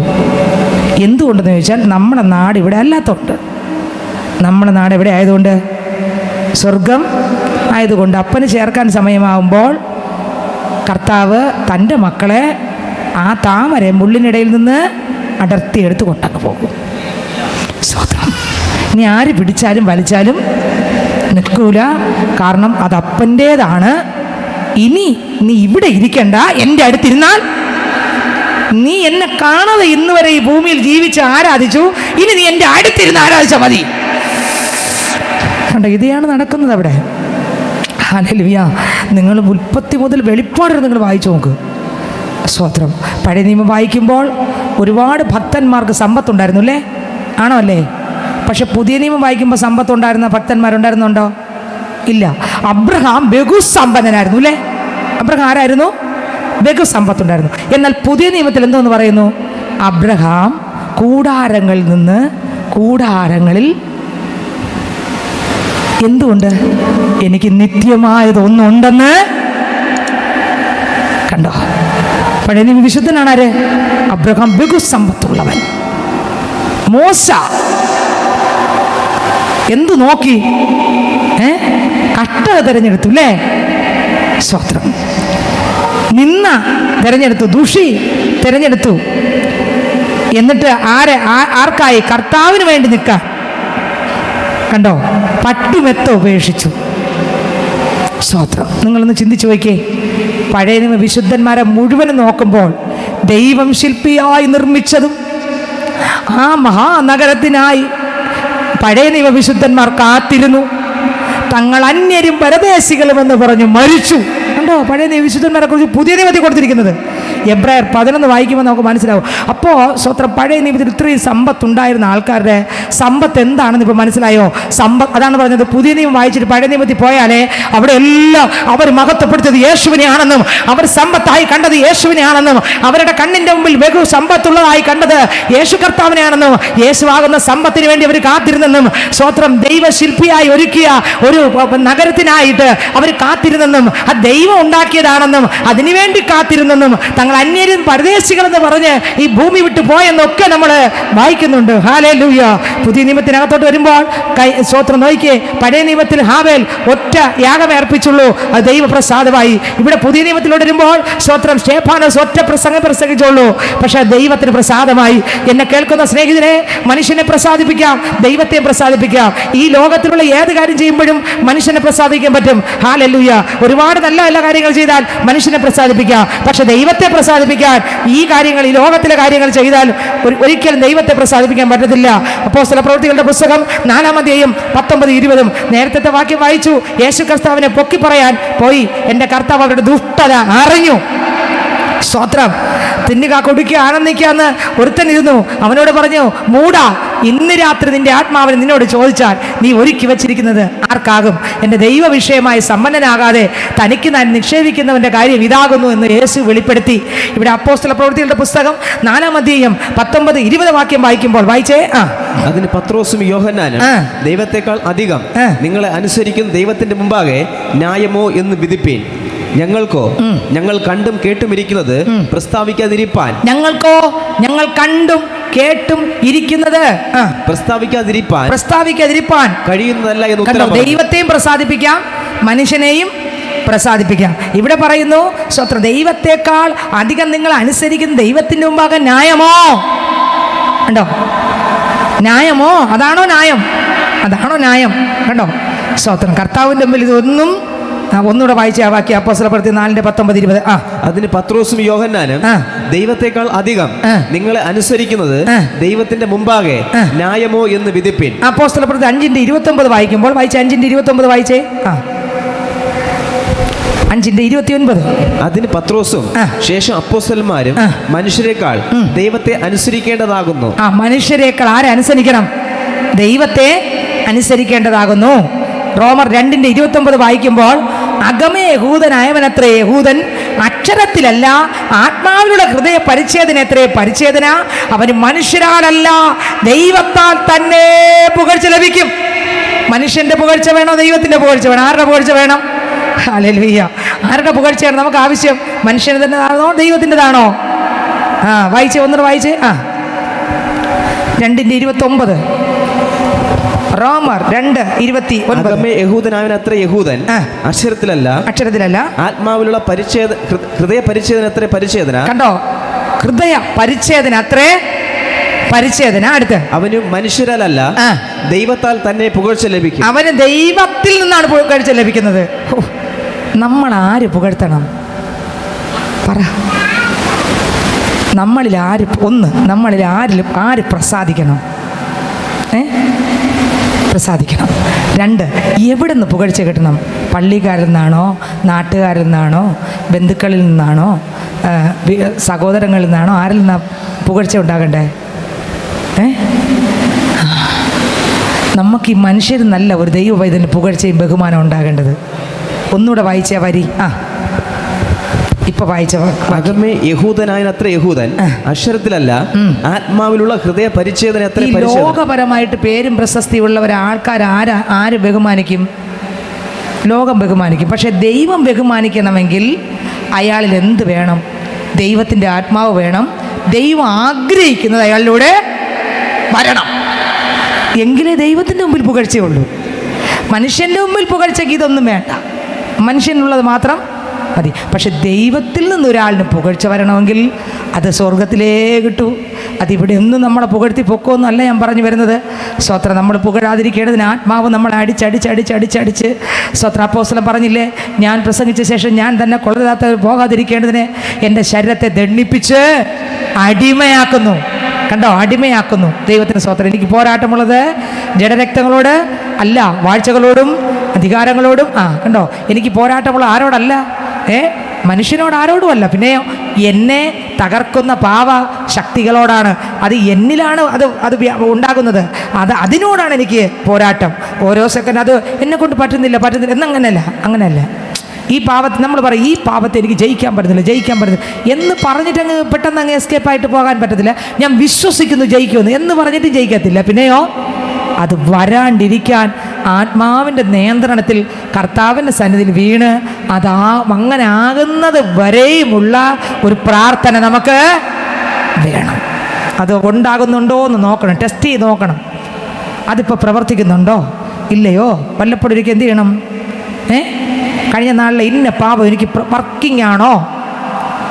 സ്തോത്രം. കണ്ടോ, അതിന് ജീവനുണ്ടോ അതോ അത് മരിച്ചോ എന്ന് ചിലപ്പോഴൊക്കെ ടെസ്റ്റ് ചെയ്ത് നോക്കണം. മരിക്കുന്നത് വരെയും ഒരു പൊരുതലുണ്ട്. ആ പാപം നമ്മുടെ അകത്ത് വരാതാകുന്നത് വരെ ഒരു പൊരുതൽ. കള്ളത്തനം പറയുന്ന ഒരാളാണെങ്കിൽ ആ കള്ളമുണ്ട്, അതിനകത്തുണ്ട്. ഇത് വരാതാകുന്നവരെ ഒരു പൊരുതൽ വരണം. പിന്നെ അവിടെ കള്ളം പറയാത്ത ഒരാത്മാവും ആ സ്ഥാനത്ത് വരുമ്പോഴാണ് നമ്മൾ മരണം വരെയും പിന്നെ ഇത് വരില്ല. എങ്ങനെയാണ് മരണം വരെയും വരാത്തത്? മരണം വരെ ക്ഷമിക്കുന്ന ഒരു സ്വഭാവം ആർക്കേ ഉള്ളൂ. അപ്പോൾ എൻ്റെ ആ ഭാഗത്ത് മരണം വരെ ക്ഷമിച്ചവൻ്റെ ആ സ്വഭാവം എൻ്റെ അകത്ത് ഇറങ്ങി നിൽക്കുമ്പോഴാണ് ഞാനും മരണം വരെ എന്തോ ആകുന്നത്. അല്ലാതെ ഇവിടെ കിടന്ന് തുള്ളിയൊന്നും ചാടിയൊന്നും വല്ലതും നടക്കുമോ? ഇല്ല. കണ്ടോ, അതെൻ്റെ അകത്ത് ആരിൽ നിന്ന് വരണം. അപ്പം ഞാൻ ഇവിടെ ഓട്ടംതുള്ളിൽ കാണിച്ചെന്ന് വല്ലോ നടക്കുമോ? ഒരു 500 പ്രാവശ്യം എൻ്റെ ബൈബിളിൽ ഉൽപ്പത്തി മുതൽ വെളിപ്പാട് എഴുതി നടക്കുമോ? അതിങ്ങ് വരുമോ? കണ്ടോ, ഇത് വന്നാലേ എനിക്കൊരു മാറ്റം ഉണ്ടാകൂ. ഹല്ലേലൂയ. വീണ്ടും വായിക്കുമ്പോൾ 2 കൊരിന്ത്യർ 5:9, 10, 11 വായിച്ചേ. അതുകൊണ്ട് ശരീരത്തിൽ വസിച്ചാലും ശരീരം വിട്ടാലും ഞങ്ങൾ അവനെ പ്രസാദിപ്പിക്കുന്നവരാകുവാൻ അഭിമാനിക്കുന്നു. കണ്ടോ, ശരീരത്തിൽ വസിച്ചാലും ശരീരം വിട്ടാലും. വായിച്ചേ. എല്ലാവരും എടുത്തേ. 2 കൊരിന്ത്യർ 5-ാം അധ്യായം 9, 10, 11 വാക്യം. അതുകൊണ്ട് ശരീരത്തിൽ വസിച്ചാലും ശരീരം വിട്ടാലും ഞങ്ങൾ അവനെ പ്രസാദിപ്പിക്കുന്നവർ ആകുവാൻ അഭിമാനിക്കുന്നു. എന്ന് പറഞ്ഞ അർത്ഥം എന്താ? ജീവിച്ചാലും മരിച്ചാലും ആരെ പ്രസാദിപ്പിക്കും? യേശുവിനെ. ഒന്നുകൂടെ വായിച്ചേ. അതുകൊണ്ട് ശരീരത്തിൽ വസിച്ചാലും ശരീരം വിട്ടാലും ഞങ്ങൾ അവനെ പ്രസാദിപ്പിക്കുന്നവർ ആകുവാൻ അഭിമാനിക്കുന്നു. കണ്ടോ, കർത്താവിനെ പ്രസാദിപ്പിക്കുന്നത് ആകൊണ്ട് അഭിമാനിക്കുകയാണ് അവര്. ശരീരം വിട്ടാലും ശരീരത്തിലിരുന്നാലും ശരിയെന്നെ, ജീവിച്ചാലും മരിച്ചാലും. അടുത്ത വരി. അവനവൻ ശരീരത്തിൽ ഇരിക്കുമ്പോൾ ചെയ്ത് നല്ലതാകിലും തീയതാകിലും അതിന് തക്കവണ്ണം പ്രാപിക്കേണ്ടതിന് നാം എല്ലാവരും ക്രിസ്തുവിന്റെ ന്യായാസനത്തിന്റെ മുമ്പാകെ വെളിപ്പെടേണ്ടതാകുന്നു. അടുത്ത ആകയാൽ കർത്താവിനെ ഭയപ്പെടണമെന്ന് അറിഞ്ഞിട്ട് ഞങ്ങൾ മനുഷ്യരെ സമ്മതിപ്പിക്കുന്നു, എന്നാൽ ദൈവത്തിന് ഞങ്ങൾ വെളിപ്പെട്ടിരിക്കുന്നു, നിങ്ങളുടെ മനസാക്ഷികളിലും വെളിപ്പെട്ടിരിക്കുന്നു എന്ന് ഞാൻ ആശിക്കുന്നു. കണ്ടോ, കർത്താവിനെ പ്രസാദിപ്പിക്കണം എന്ന് വെച്ചാൽ സ്തോത്രം, അവനവൻ ശരീരത്തിരിക്കുമ്പോൾ ചെയ്തത് നല്ലതാകലും തീയതാകലും ഒരു ദിവസം പ്രാപിക്കും. അതുകൊണ്ട് അപ്പോസ്തലന്മാർ പറയുകയാണ്, അവരെ വ്യക്തമായിട്ട് ആൾക്കാർക്ക് പറഞ്ഞു കൊടുത്തു ആരെ പ്രസാദിപ്പിക്കണം, മനുഷ്യനെ അല്ല ദൈവത്തെ അത്രേ പ്രസാദിപ്പിക്കേണ്ടത്. അപ്പോസ്തലന്മാർ ഓരോ ശുശ്രൂഷയും ചെയ്തിട്ട് വരുമ്പോൾ ജനങ്ങളെല്ലാം അപ്പോസ്തലന്മാരെ ചിലയിടത്തൊക്കെ ദൈവങ്ങളായിട്ട് കണ്ടു. അപ്പോസ്തല പ്രവൃത്തികളിലുണ്ട്. പക്ഷെ അവർ ഉടനെ ഈ വ്യർത്ഥ കാര്യങ്ങൾ വിടാൻ പറഞ്ഞു, ഇല്ലേ? അവർ മൊത്തത്തിൽ വീണിട്ട് പറഞ്ഞു, ഇല്ല, നിങ്ങൾ ഞങ്ങളെ പൊക്കുകയെ ഞങ്ങൾ ഹാരം ഇടേണ്ട കാര്യമില്ല. ഇതെല്ലാം പ്രവർത്തിച്ചത് ജീവനുള്ള ദൈവമാണ്, ഇതെല്ലാം ദൈവത്തിനാണ്, ദൈവം മാത്രമാണ് ചെയ്തത്, ഞങ്ങളല്ല. ഞങ്ങൾ നിങ്ങളെപ്പോലെ സാധാരണ മനുഷ്യരത്രേ. കണ്ടോ? ഹല്ലേലൂയ. നമ്മൾ ആരെ പ്രസാദിപ്പിക്കണം? ഓ, ദൈവത്തെ പ്രസാദിപ്പിക്കണം. മനുഷ്യനെ പ്രസാദിപ്പിച്ചിട്ട് ഒരു കാര്യമില്ല. മനുഷ്യന് ഒരുപക്ഷെ പ്രസാദിപ്പിക്കുമ്പോൾ പേര് കിട്ടുമായിരിക്കും, പ്രശസ്തി കിട്ടുമായിരിക്കും. പക്ഷെ സ്വർഗത്തിലെ ദൈവത്തിൻ്റെ മുമ്പിൽ നമുക്ക് ഏതും കാണത്തില്ല. അപ്പോൾ സ്വത്രം എഫേസ്യർക്ക് ലേഖനം 6-ാം അധ്യായം 6-ാം വാക്യം വായിക്കുമ്പോൾ, മനുഷ്യരെ പ്രസാദിപ്പിക്കുന്നവരെ പോലെ ദൃഷ്ടി സേവകളാലല്ല, ക്രിസ്തുവിന്റെ ദാസന്മാരെ പോലെ ദൈവേഷ്ടം മനസ്സോടെ ചെയ്തു. വായിച്ചേ. മനുഷ്യരെ പ്രസാദിപ്പിക്കുന്നവരെ പോലെ ദൃഷ്ടി സേവയാലല്ല ക്രിസ്തുവിന്റെ ദാസന്മാരെ പോലെ ദൈവ ഇഷ്ടം മനസ്സോടെ ചെയ്തു. എങ്ങനെ ദൈവ ഇഷ്ടം മനസ്സോടെ ചെയ്തും. മനുഷ്യരെ അല്ല കർത്താവിനെ തന്നെ. നിങ്ങൾക്ക് എത്രയൊക്കെ മനസ്സിലാവുന്നു ഞാൻ ഈ പ്രസംഗിക്കുന്നത് എന്താണ്? ദൈവത്തിനെ പ്രസാദിപ്പിക്കുന്നതും മനുഷ്യനെ പ്രസാദിപ്പിക്കുന്നതും. ദൈവത്തെ പ്രസാദിപ്പിക്കാൻ ഈ ലോകത്തിലുള്ള ഒന്നും കൊണ്ടിട്ടാലൊന്നും ദൈവം എന്ത് ചെയ്യത്തില്ല? പ്രസാദിക്കുകയില്ല. സ്വത്രം, എൻ്റെ കഴിവ് കൊണ്ടൊന്നും ദൈവത്തിനെ പ്രസാദിപ്പിക്കാൻ പറ്റുകയില്ല. അക്ഷരം കൊല്ലുന്നു, ആത്മാവോ നേരത്തെ വായിച്ചില്ലേ? സ്വത്രം കണ്ടോ? അക്ഷരം എന്ത് ചെയ്യും? കൊല്ലും. ആത്മാവോ അത് ജീവിപ്പിക്കും. ദൈവത്തിന് സ്വത്രം. അപ്പോൾ വീണ്ടും കൊലോസ്യർക്ക് ലേഖനം 3-ാം അധ്യായം 22-ാം വാക്യം വായിക്കുമ്പോൾ, വായിച്ചേ. കൊലോസ്യർ 3:22. ദാസന്മാരെ ജഡപ്രകാരമുള്ള യജമാനന്മാരെ സകലത്തിലും അനുസരിപ്പിൻ. മനുഷ്യരെ പ്രസാദിപ്പിക്കുന്നവരെ പോലെ ദൃഷ്ടി സേവകളാലല്ല കർത്താവിനെ ഭയപ്പെട്ടുകൊണ്ട് ഹൃദയത്തിന്റെ ഏകാഗ്രതയോടെ അത്രേ അനുസരിക്കേണ്ടത്. എങ്ങനെ അനുസരിക്കണം? ഹൃദയത്തിന്റെ ഏകാഗ്രതയോടെ അനുസരിക്കണം. ഒരിക്കൽ പഴയ നിയമത്തിനകത്ത് നമ്മൾ വായിക്കുമ്പോൾ, സംഖ്യാപുസ്തകം വായിക്കുമ്പോൾ, അതിനകത്തൊരു ദൈവ മനുഷ്യനായിരുന്നു. ആര്? ബിലയാം. ഒരു പ്രവാചകനായിരുന്നു. ആര്? സ്വത്രം. ബിലയാമിൻ്റെ അടുക്കൽ ഒരു കൂട്ടർ ചെന്നു. ദൈവത്തിന് സ്വത്രം. ബാലാക്ക് ബിലയാമിൻ്റെ അടുക്കൽ പോയി, ഇല്ലേ? എന്തിനു വേണ്ടി? ഇസ്രായേൽ മക്കളെ ശപിക്കാൻ. എടുത്ത സംഖ്യാപുസ്തകം 22-ാം അധ്യായം വായിക്കുമ്പോൾ അതിനകത്ത് എഴുതിയിരിക്കുകയാണ്. സ്തോത്രം. വായിച്ചേ. 22:1 മുതൽ വായിച്ചേ. ഇസ്രായേൽ മക്കൾ യാത്ര പുറപ്പെട്ട് എരിഹോവിന്റെ സമീപത്ത് യോർദാനക്കരെ മോവാബ് സമഭൂമിയിൽ പാളയമിറങ്ങി ഇസ്രായേൽ അമോര്യരോട് ചെയ്തതൊക്കെയും സിപ്പോരിന്റെ മകനായ ബാലാക്ക് അറിഞ്ഞു. ജനം വളരെ ആയിരുന്നത് കൊണ്ട് മോവാബ് ഏറ്റവും ഭയപ്പെട്ടു. മോവാബ് ഇസ്രായേൽ മക്കളെ ഏറ്റവും ഭയപ്പെട്ടു. മോവാബ് ആരെ ഭയപ്പെട്ടു? ഇസ്രായേൽ മക്കളെ ഭയപ്പെട്ടു. സ്തോത്രം. ദൈവമക്കൾ, ക്രിസ്തു നിറഞ്ഞു നിൽക്കുന്ന മക്കളെ ശത്രുവിന് ഭയമാണ്. ഇപ്പം ദൈവമക്കൾ ആരെ ഭയപ്പെട്ടുകൊണ്ടിരിക്കുക? ബൈബിളിൽ നമ്മൾ ഉടനീളം വായിക്കുമ്പോൾ ദൈവമക്കളെ കാണുമ്പോൾ ആർക്ക് പേടി? പക്ഷെ ഇപ്പോൾ സംഭവം തിരിഞ്ഞാണ് വരുന്നത്. ദൈവമക്കൾക്ക് ആരെ കാണുമ്പോൾ പേടി? ലവൻ പേടി ചെക്കി നിൽക്കുന്നു. ഇവർ വെറുതെ സാത്താ ഇതാ നിൽക്കുന്നു, ഇതാ പിടിക്കുന്നു. മറ്റവൻ പറയുന്നു, ഇതാപ്പം ഞാൻ കത്തിപ്പോകുന്നു, ഞാൻ അപ്പം നിൽക്കുന്നു. ഇവർ പറയുന്നു, കണ്ടോ? കാരണം ഇവരിലിരിക്കുന്ന എന്നിലുള്ളവൻ ഈ ലോകത്തിലുള്ളവനേക്കാൾ വലിയവൻ എന്നുള്ളൊരു വെളിപ്പാട്. 1 യോഹന്നാൻ 4:4 വായിക്കുമ്പോൾ, വായിച്ചേ. 1 യോഹന്നാൻ 4:4 വായിച്ചേ. 1 യോഹന്നാൻ 4:4. ലോകത്തിൽ കുഞ്ഞുങ്ങളെ, നിങ്ങൾ ദൈവത്തിൽ നിന്നുള്ള ആകുന്നു, അവരെ ജയിച്ചുമിരിക്കുന്നു. നിങ്ങളിലുള്ളവൻ ലോകത്തിൽ ഉള്ളവനേക്കാൾ വലിയവനല്ലോ. കണ്ടോ? നമ്മളിലുള്ള യേശുപ്പച്ചൻ ലോകത്തിലുള്ളവനേക്കാൾ ആരാണ്? ഈ ലോകത്തിലുള്ള എല്ലാത്തിനേക്കാൾ വലിയവൻ.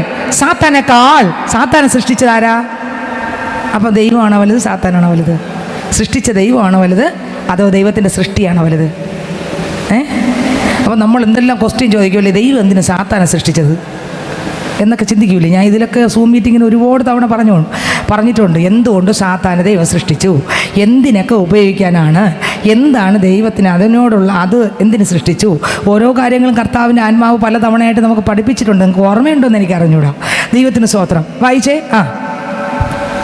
ജനം വളരെ ആയിരുന്നതുകൊണ്ട് മോവാബ് ഏറ്റവും ഭയപ്പെട്ടു. ഇസ്രായേൽ മക്കളെ കുറിച്ച് മോവാബ് പരിഭ്രമിച്ചു. മോവാബ് മിദ്യാൻ മൂപ്പന്മാരോട് കാള വയലിലെ പുല്ല് നക്കിക്കളയുന്ന പോലെ ഈ കൂട്ടം നമ്മുടെ ചുറ്റുമുള്ള എല്ലാവരെയും നക്കിക്കളയുമെന്ന് പറഞ്ഞു. കണ്ടോ, എന്തോ പറഞ്ഞു, എനിക്കൊന്നും പിടിയൊന്നും കിട്ടിയില്ല എന്നേ പറയുള്ളൂ. ഞാൻ പറഞ്ഞത് ഒന്ന് ദൈവത്തെ പ്രസാദിപ്പിക്കുന്ന, ഒന്ന് മനുഷ്യനെ, ഇതെങ്കിലും മറക്കാതിരുന്ന വളരെ ഉപകാരം. ഒന്ന് ദൈവത്തെ പ്രസാദിപ്പിക്കുന്ന, രണ്ട് മനുഷ്യരെ പ്രസാദിപ്പിക്കുന്നത്.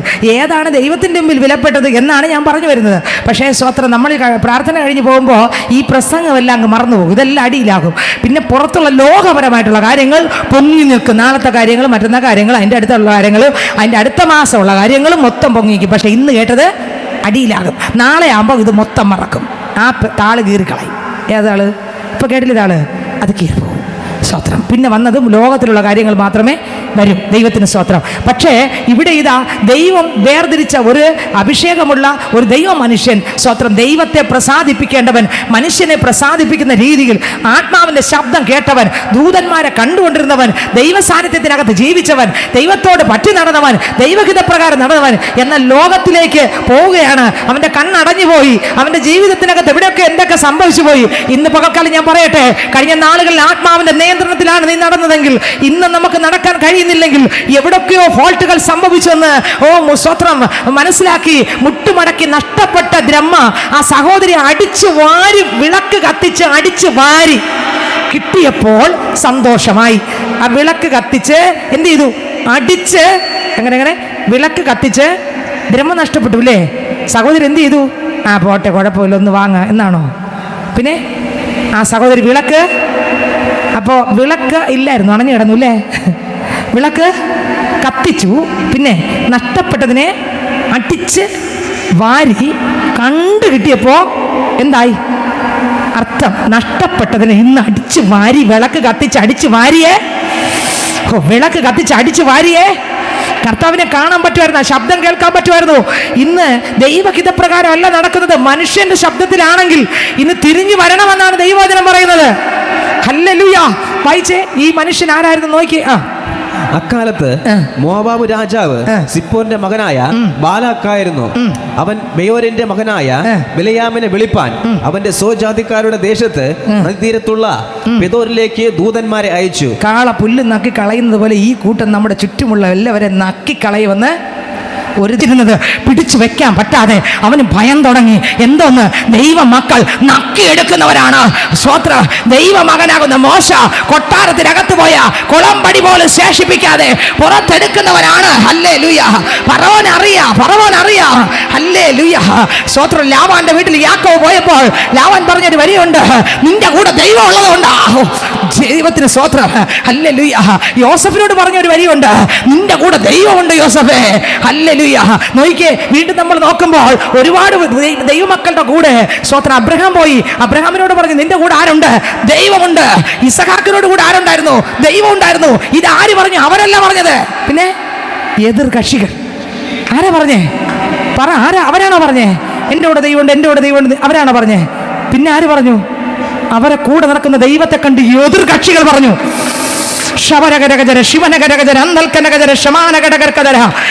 നിന്റെ അകത്തിരിക്കുന്ന എന്റെ ദൈവത്തെ കാണുമ്പോൾ ചിലർക്കെല്ലാം ആട്ടം വെക്കും. അവർ ചോദിക്കും ഇങ്ങോട്ട്, നീ എന്നെ ആട്ടിയായിട്ട് കൊണ്ടുപോകാൻ പോവുകയാണോ? നീ എന്നെ പതുക്കെ വലിച്ചുകൊണ്ട് പോകാൻ നോക്കുകയാണോ എന്നൊക്കെ ചോദിക്കുന്നതിന്റെ കാര്യം വേറൊന്നുമല്ല, അവരാട്ടം വെച്ചു തുടങ്ങി. ഇന്ന് പകൽക്കാലം ഞാൻ പറയട്ടെ പൈതലേ, നീ മടുത്തു പോകാതെ, തളർന്നു പോകാതെ നമ്മൾ ദൈവത്തോട് പ്രാർത്ഥിക്കുമ്പോൾ ദൈവം ചിലതിനെ എല്ലാം എന്ത് ചെയ്യും? തൂക്കിയെടുത്ത് യേശു ക്രിസ്തുവിൽ എന്ത് ചെയ്യും? ഉറപ്പിച്ച് നിർത്തും. ഒരു കുളമ്പടി പോലും ശേഷിക്കാതെ എല്ലാവരും കർത്താവിനെ കണ്ടുമുട്ടുകയും എല്ലാവരും കർത്താവിൻ്റെ രാജ്യത്തിന്, കർത്താവിനുള്ളതിന് ഓഹരിക്കാരായി മാറുകയും ചെയ്യും. സ്തോത്രം. ദൈവത്തിന് മഹത്വം. പക്ഷേ നീ വീണുപോകാതെ ക്രിസ്തുവിലായിക്കൊള്ളണം. ഹല്ലേലൂയ. വായിച്ചേ, അടുത്ത വരി വായിച്ചേ. അക്കാലത്ത് മോവാബ് രാജാവ് സിപ്പോന്റെ മകനായ ബാലാക്കായിരുന്നു. അവൻ ബെയോരിന്റെ മകനായ ബിലയാമിനെ വിളിപ്പാൻ അവന്റെ സ്വജാതിക്കാരുടെ ദേശത്ത് നദീതീരത്തുള്ള. ബിലയാമാരാണ്? ദൈവത്തിന്റെ ദാസനാണ്, അഭിഷേകമുള്ള ആളാണ്, പ്രവചിക്കുന്ന ആളാണ്, പ്രവാചകനാണ്. ആര്? ബിലയാം. ദൂതനെ കാണാൻ പറ്റും, ദൈവകൃപ അനുഭവിക്കാൻ പറ്റും, ദൈവ ശബ്ദം വ്യക്തവും സ്പഷ്ടവുമായി കേൾക്കാൻ കഴിയുന്ന ആളാണ്. ആര്? ഈ പ്രവാചകൻ. പക്ഷെ ഒരു പ്രത്യേക സമയമായപ്പോൾ പ്രവാചകന്റെ കണ്ണടഞ്ഞു. ദൂതനെയും കാണാൻ പറ്റുന്നില്ല, ആരെയും കാണാൻ. കാരണം ദൈവത്തെ പ്രസാദിപ്പിച്ചുകൊണ്ടിരുന്നവൻ ഇപ്പം ഇറങ്ങി ആരെ പ്രസാദിപ്പിക്കാൻ?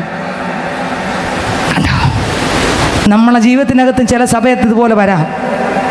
നമ്മൾ ദൈവത്തെ പ്രസാദിപ്പിച്ചിട്ട് ചില സമയത്ത് മനുഷ്യനെ പ്രസാദിപ്പിക്കാനായിട്ട് പോകും. വായിച്ച അടുത്ത വരി.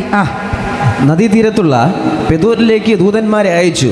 ഒരു ജനം മിസ്രൈമിൽ നിന്ന് പുറപ്പെട്ടു വന്നു, ഭൂതലത്തെ മൂടിയിരിക്കുന്നു, അവർ എനിക്കെതിരെ പാർക്കുന്നു. നീ വന്ന് എനിക്ക് വേണ്ടി ഈ ജനത്തെ ശപിക്കണമേ. അവർ എന്നേക്കാൾ ഏറ്റവും ബലവാന്മാർ ആയിരിക്കൊണ്ട്, പക്ഷെ അവരെ തോൽപ്പിച്ച് ദേശത്ത് നിന്ന് ഓടിച്ചു കളവാൻ എനിക്ക് കഴിവുണ്ടാകുമായിരിക്കും. നീ അനുഗ്രഹിക്കുന്നവൻ അനുഗ്രഹിക്കപ്പെട്ടവൻ. കണ്ടോ? ദൈവ പൈതൽ അനുഗ്രഹിക്കുന്നവൻ ആരാണ്? അനുഗ്രഹിക്കപ്പെട്ടവൻ. അവർക്കറിയാതെ സ്തോത്ര. ദൈവമക്കൾ അനുഗ്രഹിച്ച അനുഗ്രഹം വീഴും. അടുത്ത വരി. നീ ശപിക്കുന്നവൻ ശപിക്കപ്പെട്ടവൻ എന്ന് ഞാൻ അറിയുന്നു. ശപിച്ചാൽ ശാപവും, അത് പഴയ നിയമമാണ്. പുതിയ നിയമത്തിൽ ശപിക്കാൻ പറഞ്ഞിട്ടുണ്ടോ?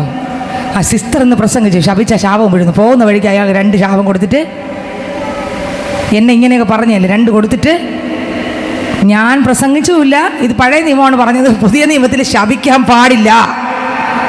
അനുഗ്രഹിപ്പാൻ, അനുഗ്രഹം അനുഭവിക്കാൻ ദൈവം എന്നെ നിങ്ങളെ വിളിച്ചിരിക്കുന്നത് കൊണ്ട് നിങ്ങൾ അനുഗ്രഹിക്കുന്നവരായിരിക്കും. ദൈവത്തിന് സ്തോത്രം. ഇവിടെ ഇതാ മറ്റൊരുത്തൻ ബാലാക്ക് ബിലയാമിനെ വിളിച്ചുകൊണ്ട് പോവുകയാണ് ശപിക്കാൻ. എന്തുകൊണ്ട്? പുല്ല് നോക്കിയാൽ മുകളിൽ കിടക്കുന്നു. എന്തുകൊണ്ടാണ് അവൻ വിളിക്കാൻ കാരണം? എല്ലാവരും നക്കിക്കളയും എന്നുള്ള പേടി കൊണ്ടാണ്. സ്തോത്രം. ദൈവജനത്തെ തകർത്ത് കളയാൻ, ശപിക്കാൻ ആരെ വിളിക്കുന്നത്? പ്രവാചകനെ വിളിക്കുന്നത്. അടുത്ത വരി വായിച്ചേ.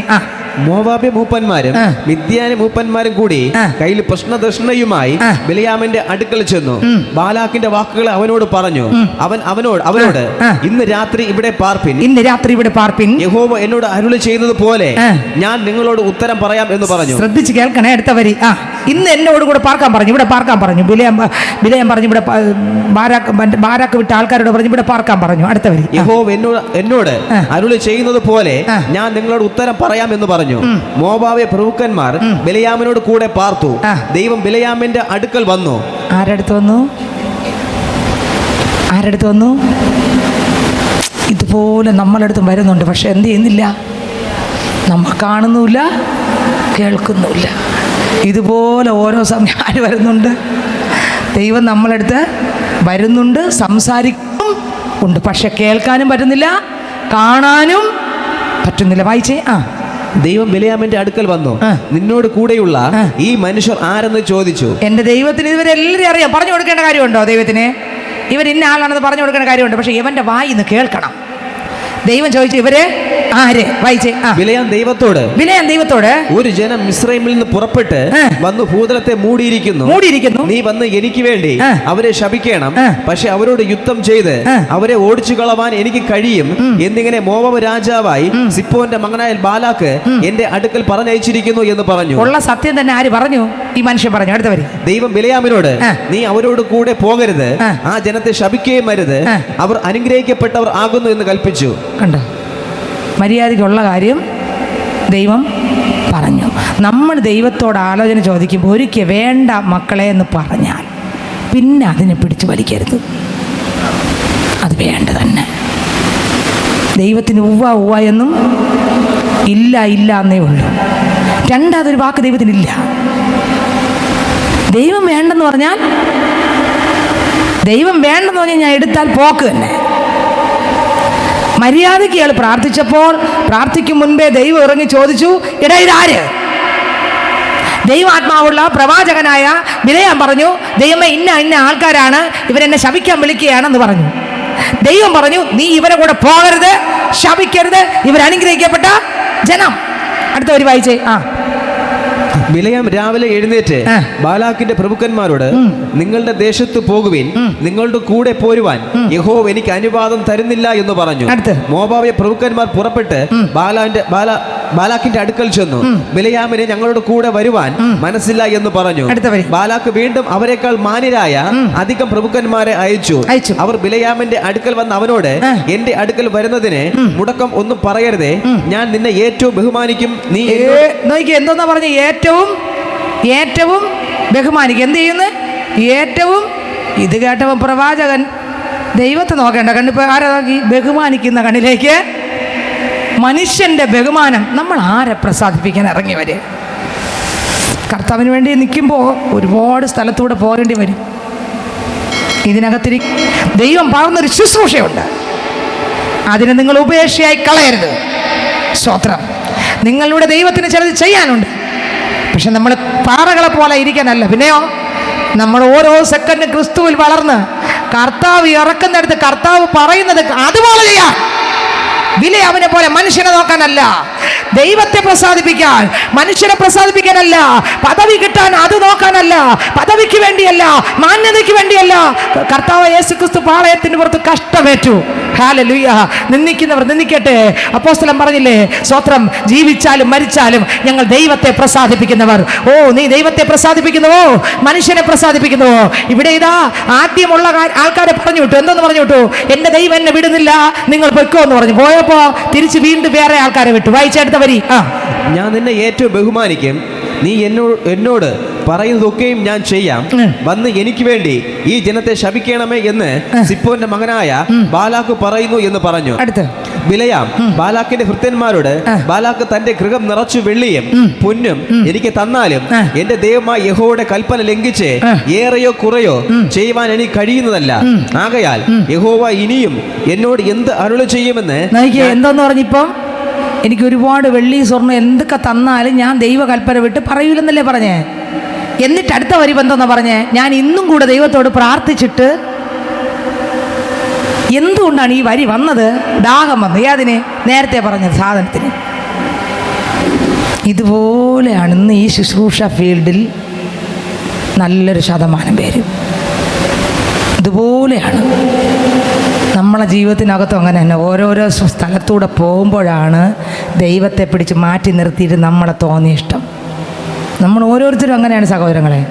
നമ്മളെ ചില ആവശ്യങ്ങൾ നടക്കാൻ എൻ്റെ അപ്പച്ചൻ്റെ ഹിതത്തെ മാറ്റി നിർത്തി, എൻ്റെ അപ്പൻ്റെ പദ്ധതികളെ മാറ്റി നിർത്തി, അപ്പനാക്കിയ വിധങ്ങളെ മാറ്റി നിർത്തി, ആ വേർപെടുത്തിയ വേർപാടുകളെ മാറ്റി നിർത്തിയിട്ട് നമ്മൾ പലപ്പോഴും നമ്മളെ ഹിതമാണ് ചെയ്തുകൊണ്ടിരിക്കുന്നത്. സ്വത്രം. ബിലയാമിന് ദൈവത്തിനൊരു വിളിയുണ്ടായിരുന്നു. വിശ്വസ്തനായൊരു പ്രവാചകനായി പോകാൻ ദൈവം ആഗ്രഹിച്ചിരുന്നു. പക്ഷേ ഒരു പ്രത്യേക ദിവസം അവന് ബഹുമാനവും പദവിയും സമ്പത്തും കിട്ടാൻ പോകുന്നതായപ്പോൾ അവൻ്റെ മനസ്സിളകാൻ തുടങ്ങി, മനസ്സാടാൻ തുടങ്ങി. ലോകത്തോടുള്ള ചിന്ത വർദ്ധിച്ചു. ലോകത്തിൽ പ്രഭുവാകാൻ അല്ലെങ്കിൽ ധനവാനാകാൻ ഉള്ള ഒരു ആഗ്രഹം വല്ലാതെ അയാളുടെ അകത്ത് വീണു. അയാൾ പറഞ്ഞു, ആദ്യത്തെ പ്രാവശ്യം ദൈവം എന്തു പറഞ്ഞു? നീ പോകണ്ട. അപ്പൊ പോകണ്ട എന്ന് പറഞ്ഞ സ്ഥാനത്ത് നമ്മൾ ദൈവത്തിന് സ്തോത്രം. പക്ഷേ അതുപോലെയല്ല ആര്? ദൈവം. ഒരു മനുഷ്യനെ പോലെ വാക്ക് തെറ്റിക്കുന്നതിന് ഒരിക്കൽ വേണ്ടെന്നും പിന്നെ വേണമെന്ന് പറയുന്ന ആളല്ല ആര്? ഒരിക്കൽ നീ ചെയ്യണ്ടെന്നും അടുത്ത് നീ ചെയ്തെന്ന് പറയുന്ന ആളല്ല ആര്? അപ്പൊ ഒരിക്കൽ വേണ്ടെന്ന് പറഞ്ഞാൽ രണ്ടാമത്തെ പ്രാവശ്യം അത് പറയേണ്ട കാര്യമില്ല. ആ വശത്തോട്ട് പോവേണ്ട കാര്യം ആർക്കില്ല? ഒരു ദൈവ പൈതനില്ല. പിന്നെ ദൈവം സ്നേഹിച്ചാൽ അങ്ങനെ ദൈവത്തിന് ഹിതമല്ലാത്ത ആദ്യത്തെ പാതയിൽ നമ്മൾ അറിയാതെ വീണ്ടും പോയെന്ന് വെച്ചാൽ നമ്മളോട് ദൈവത്തിനുള്ള ഇഷ്ടമുണ്ടെങ്കിൽ ആ വഴിയെ അടയ്ക്കാൻ വേണ്ടി ഏതെങ്കിലും കാര്യം ദൈവം കാണിച്ചു തരും. അതെനിക്കുണ്ടായിട്ടുണ്ട്. ഇടയ്ക്കൊരു സംഭവം ഉണ്ടായി. 2 മാസം വരും. കർത്താവിൻ്റെ ആത്മാവ് വ്യക്തവും സ്പഷ്ടവുമായി ആദ്യം വെളിപ്പെടുത്തി. പക്ഷേ എന്ത് പറയാൻ, പിന്നത്തേതിൽ അതിൻ്റെ തെളിവ് സഹിതം ലൈവായി വെളിപ്പെടുത്തേണ്ട ആൾക്കാർക്ക് വെളിപ്പെടുത്തി കൊടുത്തപ്പോൾ അത് സ്റ്റോപ്പായി. ആദ്യം ഒന്ന് കാണിച്ചു തരും, വേണ്ടാന്ന് പറഞ്ഞാൽ പിന്നെ എന്ത് ചെയ്യല്? ചലിക്കരുത്. ചലിച്ചാൽ ഇതുപോലെയാകും. രണ്ടാമതും പ്രാർത്ഥിച്ച് നോക്കട്ടെ എന്ന് പറയുമ്പം ഒരിക്കൽ കർത്താവ് പറഞ്ഞു വേണ്ടെന്ന് പറഞ്ഞു. രണ്ടാമത് ഞാൻ പറയുകയാണ്, ഇല്ല ഒരിക്കൽ കൂടെ ഞാൻ പ്രാർത്ഥിച്ചു നോക്കട്ടെ. ആദ്യം വേണ്ടെന്ന് പറഞ്ഞു, ഞാൻ കേട്ടു. വേണ്ട എന്ന് പറഞ്ഞില്ലേ, കേട്ടു. രണ്ടാമതും അതേ വിഷയത്തിന്, വേറൊരു വിഷയത്തിനല്ല, അതേ വിഷയത്തിന് തന്നെ കർത്താവ് വേണ്ടെന്ന് പറഞ്ഞതിനെ കർത്താവിനെ കൊണ്ട് വേണമെന്ന് പറയിപ്പിക്കാൻ വേണ്ടി രണ്ടാമതും ഞാൻ വാശി പിടിച്ചിരിക്കുമ്പോൾ ഞാൻ പോകുന്ന വഴി ശരിയായിരിക്കത്തില്ല. ദൈവത്തിന് ഒരു വാക്കേ ഉള്ളൂ, ഏത്? ഉവ്വ എന്നും ഇല്ല എന്നും. വേണ്ടെന്ന് പറഞ്ഞാൽ ഞാൻ എൻ്റെ അപ്പനെ അമ്മയോട് കരഞ്ഞ് വിളിച്ച് ചെയ്യുന്നത് പോലെ കരഞ്ഞ് വിളിച്ചാലൊന്നും ദൈവം അങ്ങനെ അംഗീകരിക്കാനൊന്നും പോകുന്നില്ല. ഇയാളോട് ആദ്യത്തെ തവണ തന്നെ പറഞ്ഞു നീ പോകണ്ട, സ്റ്റോപ്പ് ചെയ്തു. അടുത്ത് ഇവർ വന്ന് ഒരുപാട് ബഹുമാനിക്കാന്നൊക്കെ പറഞ്ഞപ്പോൾ ഇയാൾ പറയുകയാണ്, വെള്ളിയും പൊന്നും തന്നാലും ഞാൻ ദൈവം പറയുന്നല്ല പറയൂന്നൊക്കെ പറഞ്ഞിട്ട് അവസാനം പറയണം, വീണ്ടും ഞാൻ ഇന്ന് ഒരു ദിവസം കൂടെ ഒന്നുകൂടെ വായിക്കുമ്പോൾ ഉണ്ടായില്ല. ആകയാൽ യഹോവ ഇനിയും എന്നോട് എന്ത് അരുളി ചെയ്യുമെന്ന് ഞാൻ അറിയട്ടെ. കണ്ടോ, യഹോവ ഇനി എന്തോന്ന് പറയൂന്ന് അറിയട്ടെ. അർത്ഥം ഞാൻ പ്രാർത്ഥിക്കാതിരിക്കാം, കർത്താവെ ഞാൻ പോട്ടാന്ന് ഞാൻ പ്രാർത്ഥിക്കാതിരിക്കാം. അപ്പോഴെന്ത് പറയുന്നെന്ന് പറയേണ്ടതെല്ലാം ആദ്യം എന്ത് ചെയ്തു പറഞ്ഞു. ഈ രണ്ടാമത്തെ കൂട്ടത്തിലുള്ള ആളാണ് നമ്മൾ. ഈ ആളിൻ്റെ കൂട്ടത്തിൽ ഒരിക്കൽ പറഞ്ഞ് സ്റ്റോപ്പ് ചെയ്താൽ രണ്ടാമത്തെ ഇതേ വിഷയം പിടിച്ചു വെച്ചുകൊണ്ട് അതിനെ കളയൂല, ദൈവം കളഞ്ഞു. പക്ഷെ നമ്മൾ ദൈവം ആ വിഷയത്തെ കയ്യിലെടുത്തിട്ട് പറഞ്ഞു, മക്കളെ ഇത് ശരിയാവില്ല, ഞാൻ കളഞ്ഞു വിട്ട്. പക്ഷെ നമ്മളതിനെ പിന്നെ എടുത്ത് ഇവിടെ കൊണ്ടുപോയി കർത്താവ് എന്ത് ചെയ്യട്ട് അപ്പം എന്ത് ചെയ്യട്ട് കർത്താവ് വിട്ടു. അതോടെ ഇയാളെ കണ്ണടഞ്ഞു. അതോടെ ഇയാളെ കർത്താവിനെ കാണാൻ, ആ ദൂതനെ കാണാനുള്ള കണ്ണ് പോയി. കണ്ടോ, നഷ്ടം കണ്ടോ? അയച്ചെടുത്ത വാക്യം. അല്ലെങ്കിൽ തന്നെ ഇതെല്ലാം നമ്മൾ ദൈവഹിതമല്ലാതെ പിടിച്ച് വാങ്ങിയിട്ടും കൊണ്ടും പോവില്ല. ഞാൻ ചിലപ്പോഴൊക്കെ ചെയ്തു ഇതൊന്നും കൊണ്ടും പോകാൻ പറ്റില്ല. അപ്പൻ എന്തൊക്കെ ആത്മീകമായിട്ടുള്ളതുകൊണ്ട് അത് മാത്രമേ അവിടെ ഉള്ളും തന്നെ. പിന്നെ എന്തോന്ന് പിടിമലി വായിച്ചേ. നിങ്ങളും ഈ രാത്രി ഇവിടെ പാർപ്പിനെന്ന് ഉത്തരം പറഞ്ഞു. രാത്രിയിൽ ദൈവം ബിലെയാമിന്റെ അടുക്കൽ വന്നു, ഇവർ നിന്നെ വിളിപ്പാൻ വന്നിരിക്കുന്നു, എങ്കിൽ പുറപ്പെട്ട് അവരോടുകൂടെ പോകാം. ദൈവം പറഞ്ഞു പുറപ്പെട്ടു പോകാൻ പറഞ്ഞു. എന്റെ വാശി പോലെ എന്നെ വിട്ടു. എന്നാൽ ഞാൻ നിന്നോട് കൽപ്പിക്കുന്ന കാര്യം മാത്രമേ ചെയ്യാവൂ എന്ന് കൽപ്പിച്ചു. ബിലെയാം രാവിലെ എഴുന്നേറ്റ് കഴുതയ്ക്ക് കോപ്പിട്ടു, മോവാബ് പ്രഭുക്കന്മാരോട് കൂടെ പോയി. അവൻ പോകുന്നത് കൊണ്ട് ദൈവത്തിന്റെ കോപം ജ്വലിച്ചു. രണ്ടാമത് വാശി പിടിച്ചോണ്ടല്ലേ ഒപ്പിക്കോന്ന് പറഞ്ഞില്ലേ? പിന്നെ ഇവിടെ ദൈവത്തിന്റെ കോപം ചൊലിച്ചുണ്ടോ? എന്തുകൊണ്ട് മക്കളെ? ഒരു വാക്കേ ദൈവത്തിന് ഉള്ളു. ഉവ്വ എന്നും വേണ്ടെന്ന് പറഞ്ഞാൽ ആ വിഷയം നീ പിന്നെ പിടിക്കണ്ട, അങ്ങ് വിട്, നീ നോക്കണ്ട. അത് ദൈവത്തിന് ഇഷ്ടമുള്ള കാര്യമല്ല. സ്തോത്രം. കണ്ടോ, അതങ്ങ് വിട്ടു. വീണ്ടും രണ്ടാമത് പിടിയും വലിയും. കർത്താവ് പറഞ്ഞതിനെ പൊയ്ക്കോളാം പറഞ്ഞു. പോകാൻ പറഞ്ഞതും ഇവൻ പോയത് കണ്ട അർത്ഥം എന്തോന്നാണ്? നിങ്ങൾ പറ, അർത്ഥം എന്തോന്നാണ്? പോകാൻ പറയാൻ കാത്ത്, എന്നെ ടൂറിന് വിടാൻ കാത്തിരുന്നു എന്ന് പറയില്ല ചില പിള്ളേര്. ഒന്ന് ഓടി രക്ഷപ്പെടാൻ, ഒന്ന് വിട്ടാൽ മതി, ഞാൻ ചിലർ കേട്ടിട്ടില്ല ടൂറിന്, അത് ഏതെങ്കിലും വിഷയമായിരിക്കട്ടെ, ഒന്ന് വിടാൻ കാത്തിരുന്നു. വിട്ടെന്ന് പറയുമ്പോൾ പിന്നെ വീട് ഇടിച്ച് മുഴക്കം പോലത്തെ ഒരു അനുഭവം ഉണ്ടായിട്ടുണ്ടോ നിങ്ങൾക്ക്? സ്തോത്രം. ഇതുപോലെ ആഗ്രഹം, ആവേശം എല്ലാം ബിലെയാം കെട്ടി മുറുക്കി വരിഞ്ഞു വെച്ചിരിക്കുകയായിരുന്നു. ഇത് വിട്ടാ മതി. കണ്ടോ, വിട്ടത് ആരുടെ കോപം വന്നു? ദൈവത്തിന്റെ കോപം വന്നു. അടുത്തവർ വായിച്ചേ. അവൻ പോകുന്നത് കൊണ്ട് ദൈവത്തിന്റെ കോപം ജ്വലിച്ചു. യഹോവയുടെ ദൂതൻ വഴിയിൽ നിന്ന്. നിങ്ങൾക്ക് മനസ്സിലാവുന്നുണ്ടോ? രണ്ടാമത് ദൈവം പറഞ്ഞു എന്നല്ലേ എഴുതിയിരിക്കുന്നേ? പറഞ്ഞ ഉടനെ ദൈവത്തിന് കോപം വന്നുണ്ടോ? കാരണം കർത്താവ് എന്നെ ആദ്യമേ പറഞ്ഞു മര്യാദയ്ക്ക്, പക്ഷേ ഞാനത് വീണ്ടും ദൈവത്തിൻ്റെ സന്നിധി കൊടുത്തു. ദൈവം വീണ്ടും വന്നു, എന്നെ വിട്ടു. എന്നിട്ട് ആർക്ക് കോപം വന്നു? ദൈവത്തിന് കോപം വന്നു. അടുത്ത വരി വായിച്ചേ.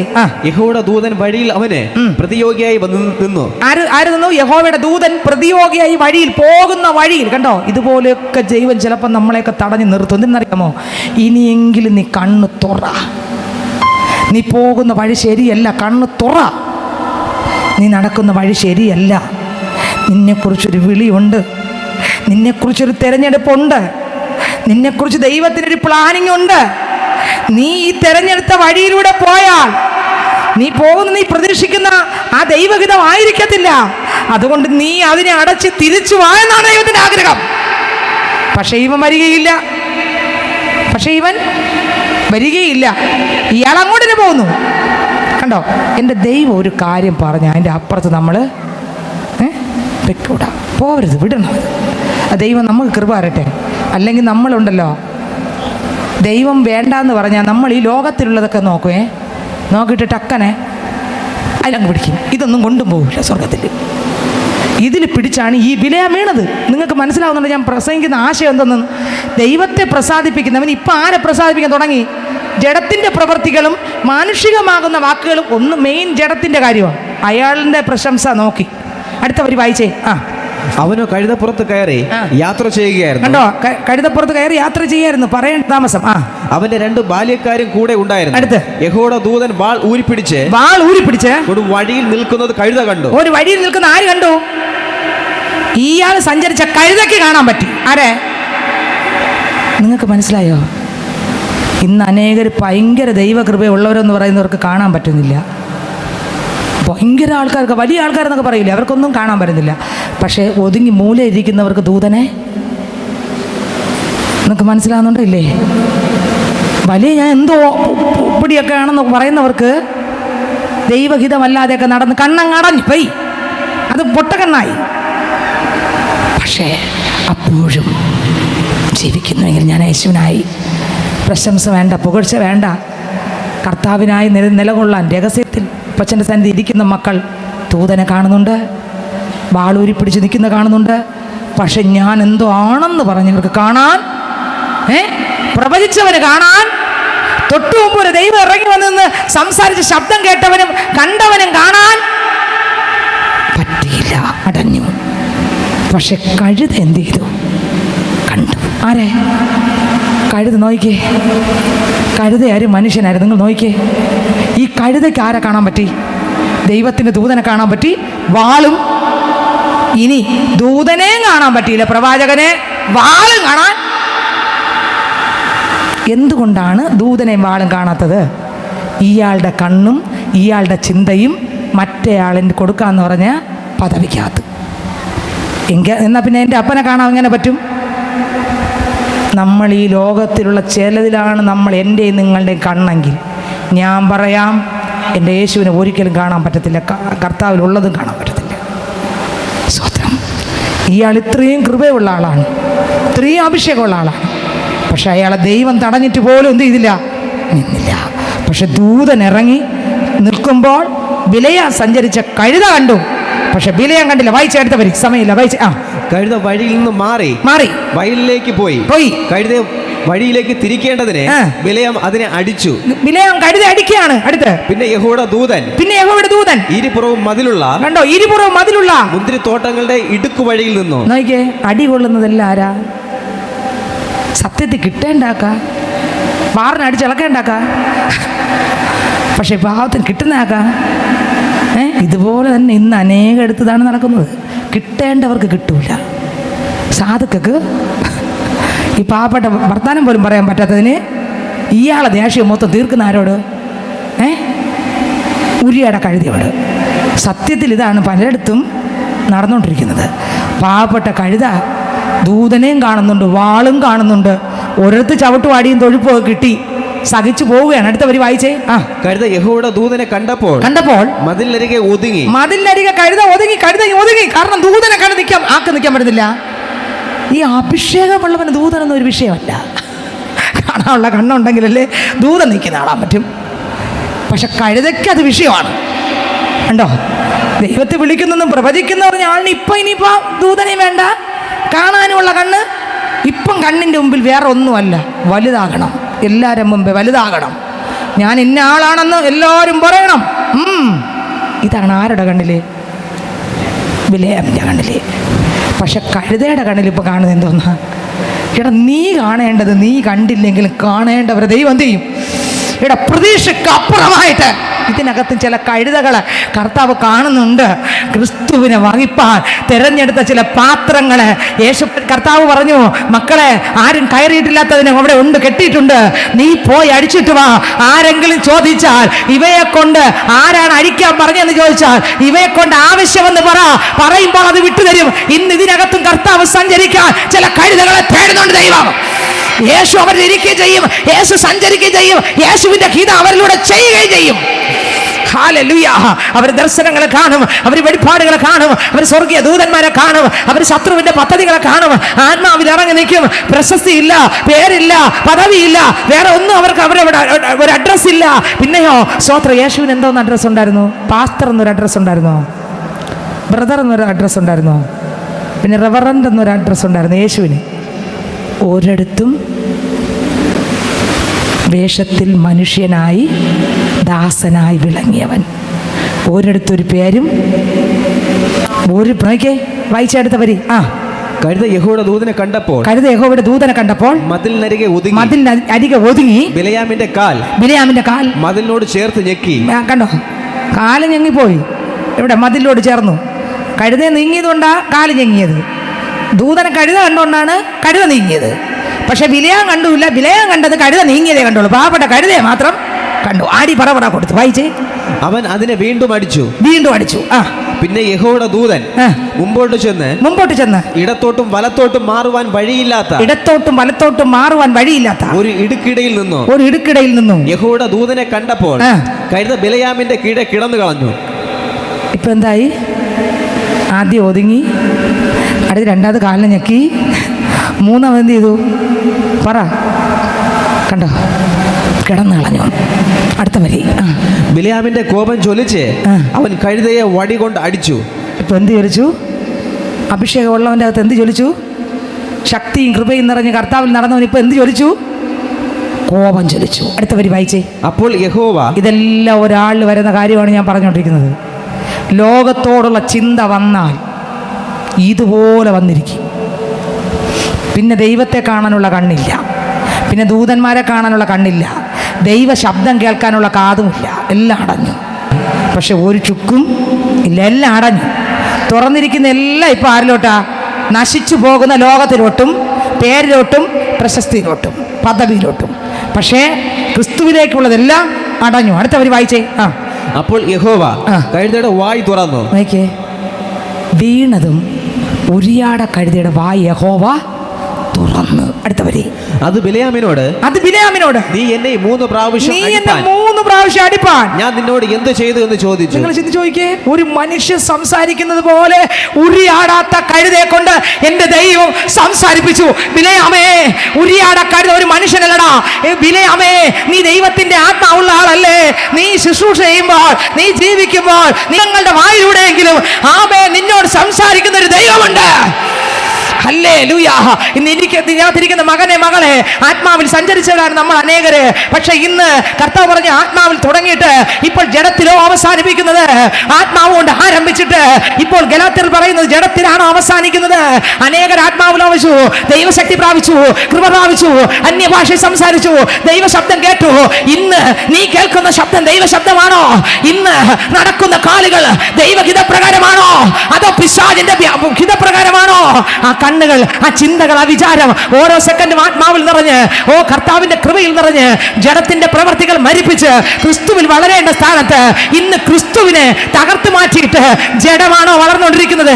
ലോക മനുഷ്യനാണോ വളർന്നുകൊണ്ടിരിക്കുന്നത്? ജഡത്തിന്റെ പ്രവൃത്തിയാണോ വളർന്നുകൊണ്ടിരിക്കുന്നത്? എത്രയോ കാലം കൊണ്ട് നമ്മൾ വചനം കേൾക്കുന്നു. ഇന്നും നമ്മുടെ ജീവിതത്തിനകത്തൊരു മാറ്റം വരുന്നില്ലെങ്കിൽ സ്നേഹിത സഹോദര, ഉരിയാട കഴുതയെ കൊണ്ട് സംസാരിപ്പിച്ച ഒരു ദൈവമാണ് നമ്മുടെ ദൈവം. ഹല്ലേലൂയ. കാണേണ്ടവൻ കണ്ടില്ല, കണ്ടോ? ആമേ. മനസ്സിലാക്കേണ്ടവൻ മനസ്സിലാക്കിയില്ല. എന്നാൽ ഉരിയാട കഴുതയെ കൊണ്ട് ദൈവം കാണിപ്പിച്ചു. ഉരിയാട കഴുത സംസാരിച്ചു. നീ 3 വട്ടം എന്നെ ഇങ്ങനെ ഉപദ്രവിച്ചു, അതിന് ഞാൻ നിന്നോട് എന്ത് തെറ്റ് ചെയ്തു? കണ്ടോ? അടുത്ത വരി വായിച്ചേ. അടുത്ത വരി. ബിലയാം കഴുതയോട്, നീ എന്നെ കളിയാക്കിയത് കൊണ്ടത്രേ. നീ എന്നെ കണ്ടോ? ബിലയാമിന് തോന്നിയത് കളിയാക്കിയെന്ന്. കഴുത എന്തോന്ന് കളിയാക്കാം? പാവപ്പെട്ട കഴുത. സ്വത്രം കഴുത കളിയാക്കിയെന്ന് ബിലയാമിന് തോന്നി. നീ എന്നെ കളിയാക്കോടാ. ഒരാളിനെ അടിക്കും പോലെ ബിലയാം കഴുതയെ അടിച്ചു. പക്ഷെ കഴുതയുടെ കണ്ണ് വായ തുറന്നു കൊടുത്ത ദൈവം കഴുതയുടെ കണ്ണുകളെ കഴുത ദൂതനം കണ്ടു, കഴുത വാള് കണ്ടു. ദൈവത്തിന്റെ അടുക്കലിരിക്കുന്ന ഞാനും നിങ്ങളും എന്റെ അപ്പനെ കാണുന്നുണ്ടോ? അപ്പന്റെ ശബ്ദം കേൾക്കുന്നുണ്ടോ? ഉരിയാട കഴുത സംസാരിച്ചു. എന്നാൽ ഇന്ന് ആത്മാവിൽ സംസാരിക്കാൻ എനിക്ക് നിങ്ങൾക്ക് കഴിയുന്നുണ്ടോ? വർഷകാലമായി നമ്മൾ അപ്പച്ചനെ ആരാധിക്കാൻ തുടങ്ങിയിട്ട്, വർഷകാലമായി അപ്പ എന്ന് വിളിക്കാൻ തുടങ്ങിയിട്ട്, ഞാൻ ചോദിക്കട്ടെ, ഈ കഴുതയ്ക്ക് വന്നതുപോലെ പോലും, ഈ കഴുത കണ്ടതുപോലെ പോലും നമ്മൾ കാണാൻ പറ്റുന്നുണ്ടോ? കാരണം നമ്മുടെ കുറവ് തന്നെയാണ് സഹോദരങ്ങളെ. നമുക്ക് കർത്താവിൻ്റെ ആത്മാവിൻ്റെ ദാരിദ്ര്യം കൊണ്ട് മുട്ടുപടക്കാനും പ്രാർത്ഥിക്കാനും നമുക്കില്ല, പറ്റുന്നില്ല. നമ്മൾ പ്രാർത്ഥിക്കുന്നുവെങ്കിൽ പോലും ഇതൊന്നുമല്ല നമ്മുടെ വിഷയം. നമ്മുടെ വിഷയം ലോകത്തിൻ്റെ കാര്യങ്ങളാണ്. ഹല്ലേലൂയ. ദൈവം സംസാരിപ്പിച്ചു. അടുത്ത വരി വായിച്ചേ. എന്റെ കയ്യിൽ ഒരു വാൾ ഉണ്ടായിരുന്നെങ്കിൽ ഞാൻ ഇപ്പോൾ തന്നെ നിന്നെ കൊന്നുകളയുമായിരുന്നു എന്ന് പറഞ്ഞു. ചുമ്മാ അല്ലടാ നിന്റെ കയ്യിൽ വാള് തരാത്ത. കണ്ടോ? ഇതുപോലെ ആവും പ്രസംഗിക്കുന്നവരും പാടുന്നവരും. ഭയങ്കര അഭിഷേകം ഉണ്ടെന്നൊക്കെ പറയുന്നില്ലേ? ദൈവത്തിൻ്റെ ഭയങ്കര കൃപ, ഭയങ്കര വെളിപ്പാട്, ഭയങ്കര ദർശനം എന്ന് പറയുന്നില്ലേ? ചില സംഭവങ്ങൾ കാണുമ്പം വാൾ ഇതുപോലെ കിട്ടിയിരുന്നെങ്കിൽ ഇപ്പം തട്ടുമായിരുന്നെന്ന് പറയും. ഞാൻ ഉള്ളതാണ് പറയുന്നത്. എന്തുകൊണ്ടെന്നറിയാമോ? ആ വ്യക്തിയിൽ ലോകത്തുള്ള ചിലത് കണ്ടു കഴിഞ്ഞാൽ പിന്നെ ഇയാൾ ദൈവത്തിൽ വസിക്കാൻ പറ്റൂല. പിന്നെ ഈ ആൾ കിട്ടിയ കൊള്ളാമെന്ന് അവൾ തോന്നുന്നുണ്ട്. അതുവരെ ആ മനുഷ്യൻ ആരായിരുന്നു നോക്കിയേ, ഇപ്പം ആരായെന്ന് നോക്കിയേ, എന്തുകൊണ്ട് അയാൾ അങ്ങനെ ആയെന്ന് നോക്കിയേ. ലോകം കൊടുക്കുന്നൊരു പദവി, ലോകം കൊടുക്കുന്നൊരു ബല, ലോകം കൊടുക്കുന്നൊരു മാന്യതയ്ക്ക് വേണ്ടി അയാൾ ഇഷ്ടപ്പെടുന്നു. ദൈവത്തിന് സ്വന്തം. അടുത്ത വരി വായിച്ചേ. കഴുത ബിലയാമിനോട്, ഞാൻ നിന്റെ കഴുതയല്ലയോ ഇക്കാലമൊക്കെയും, ഞാൻ നിന്റെ കഴുതയല്ലയോ ഇക്കാലമൊക്കെയും, എന്റെ പുറത്തല്ലയോ നീ കയറി നടന്നത്. നീ കയറി നടന്നതില്ല, ഞാനല്ലേ നിന്നെ ചുമന്നേ, നീ എൻ്റെ പുറത്തല്ലേ കയറി നടന്നേ. അടുത്ത വരി, ഞാൻ എപ്പോഴെങ്കിലും ഇങ്ങനെ നിന്നോട് കാണിച്ചിട്ടുണ്ടോ എന്ന് ചോദിച്ചു. അർത്ഥം എന്താ? അതുവരെ അയാൾ നേരെ റൂട്ടാണ് സഞ്ചരിച്ചത്. എപ്പോഴെങ്കിലും ഇങ്ങനെ കാണിച്ചിട്ടുണ്ടോ? അടുത്ത വരി, ഇല്ല എന്ന് അവൻ പറഞ്ഞു. അടുത്ത വരി, അപ്പോൾ യഹോവ ബിലയാമിന്റെ കണ്ണു തുറന്നു. അപ്പോഴാണ് ബിലയാമിന്റെ കണ്ണിന് ആര് തുറന്നു? അപ്പോ അടഞ്ഞിരുന്നു. അടുത്ത വരി, യഹോവയുടെ ദൂതൻ വാൾ ഉരിപ്പിടിച്ചുകൊണ്ട് നിൽക്കുന്നത് അവൻ കണ്ടു. സാഷ്ടാംഗം വീണ് നമസ്കരിച്ചു. യഹോവയുടെ ദൂതൻ അവനോട്, ഈ 3 പ്രാവശ്യം നീ കഴുതയെ അടിച്ചത് എന്ത്?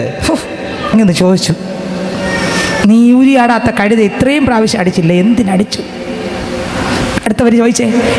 ഇന്ന് അനേകരങ്ങനെ എന്നെ ഒറ്റപ്പെടുത്തി നിന്ദിക്കുമ്പം, കഴിഞ്ഞ ദിവസം ഒരാൾ വിളിച്ച് കരഞ്ഞ് പറഞ്ഞ് എൻ്റെ കൂടെ ഒരു വരി, എനിക്ക് വേണ്ടി ഒരു വാക്ക് സംസാരിക്കാൻ ആരുമില്ല, ഒരു പൊട്ടി കരഞ്ഞോണ്ടാ പറഞ്ഞേ. കണ്ണിക്കൂടെ വീണ് എല്ലാ രക്തത്തൂളികൾ. ഞാൻ പെട്ടെന്ന് ഫോൺ കെട്ടിയത്. എനിക്കതിനെക്കാളും ഇരിക്കാനും പറ്റത്തില്ല, സഹിക്കാനും കേൾക്കാനും പറ്റത്തില്ല, ഇത് കാണാൻ സഹിക്കാനും.